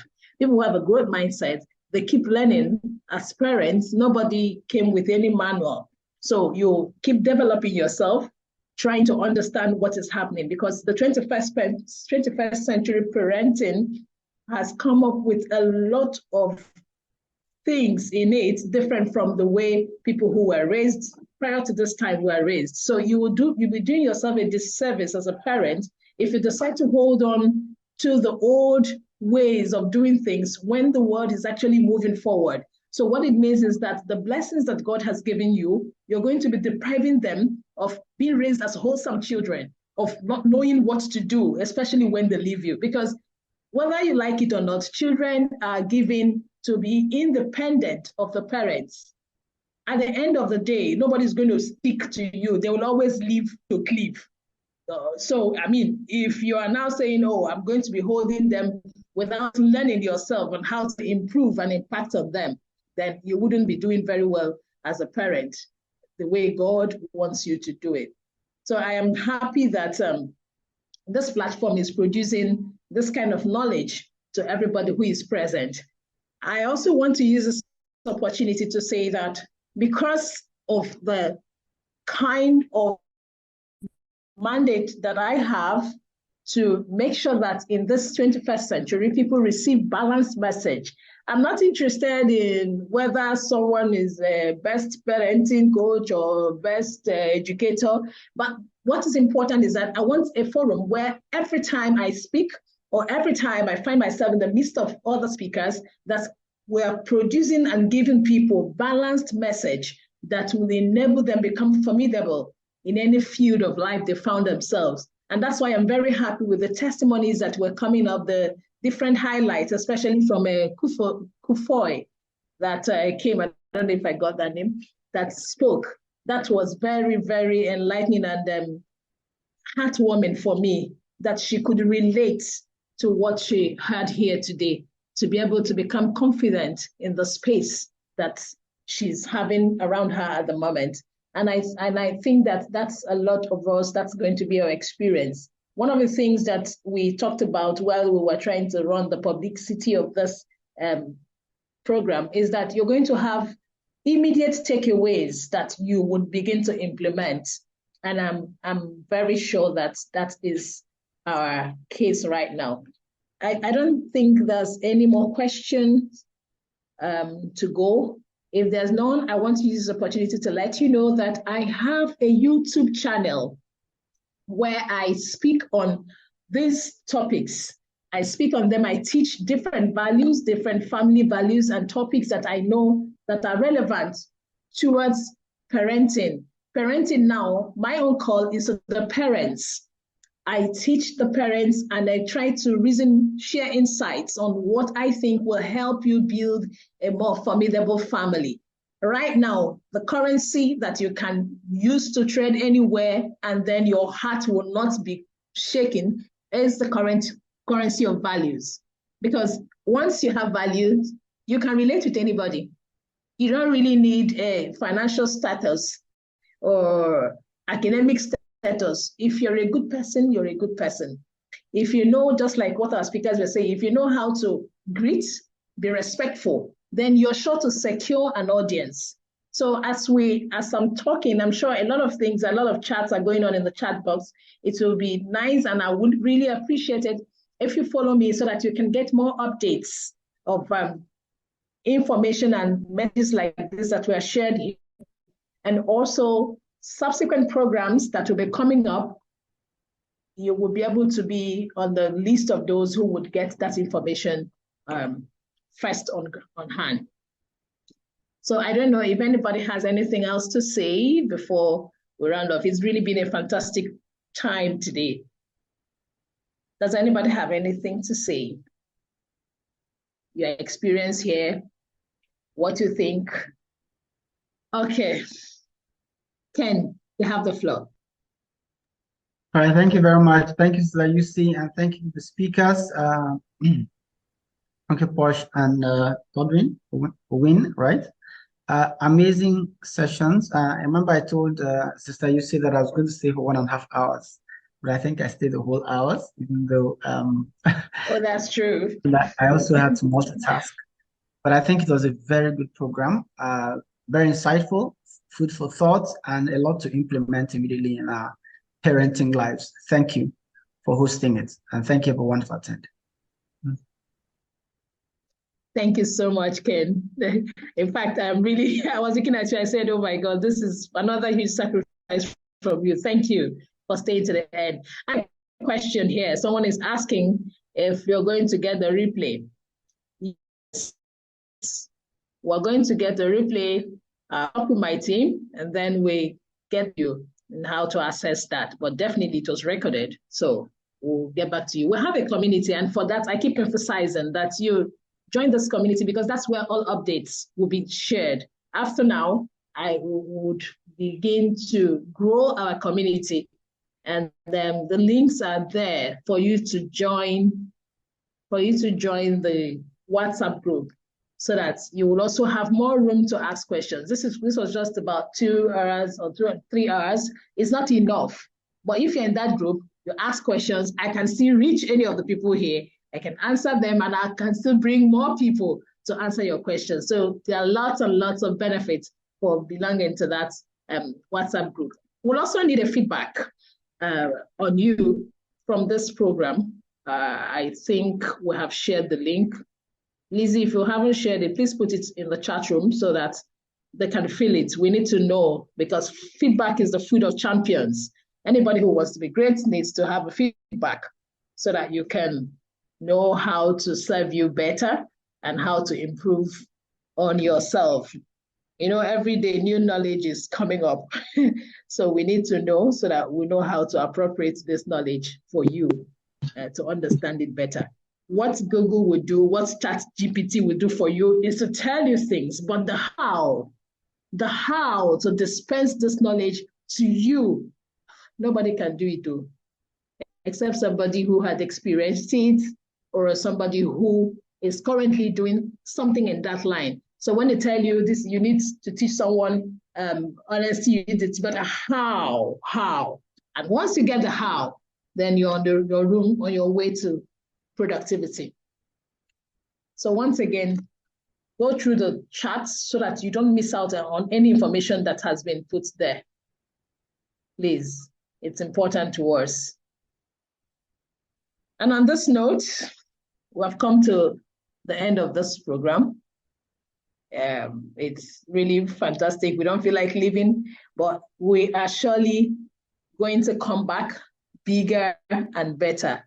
We feel so honored that you saved your time, you invested your time with us today. A lot of you had so many things to do, very pressing too, but you decided to come, join us, spend time, listen to us, ask your questions, which were enlightening to a lot of us, because that's how we learn. We'll learn from questions, we also learn from presentations when they are done. So we're very grateful that we had this number, and people from diverse locations were very grateful to have you, and trusting that subsequently when we call on you again, you would show up because the value you got from this. We're trusting that we'll build this community together by you following us, staying with us, by sharing ideas. It's important to us, sharing ideas, because that's how we grow. No one person knows it all. So you bring from your diverse background what you have known, we'll curate it, and then we'll learn and grow. Till then, I am UC Samuel. I call myself your attentive and friendly host. And thank you once again, Runke. Thank you, Gabriel.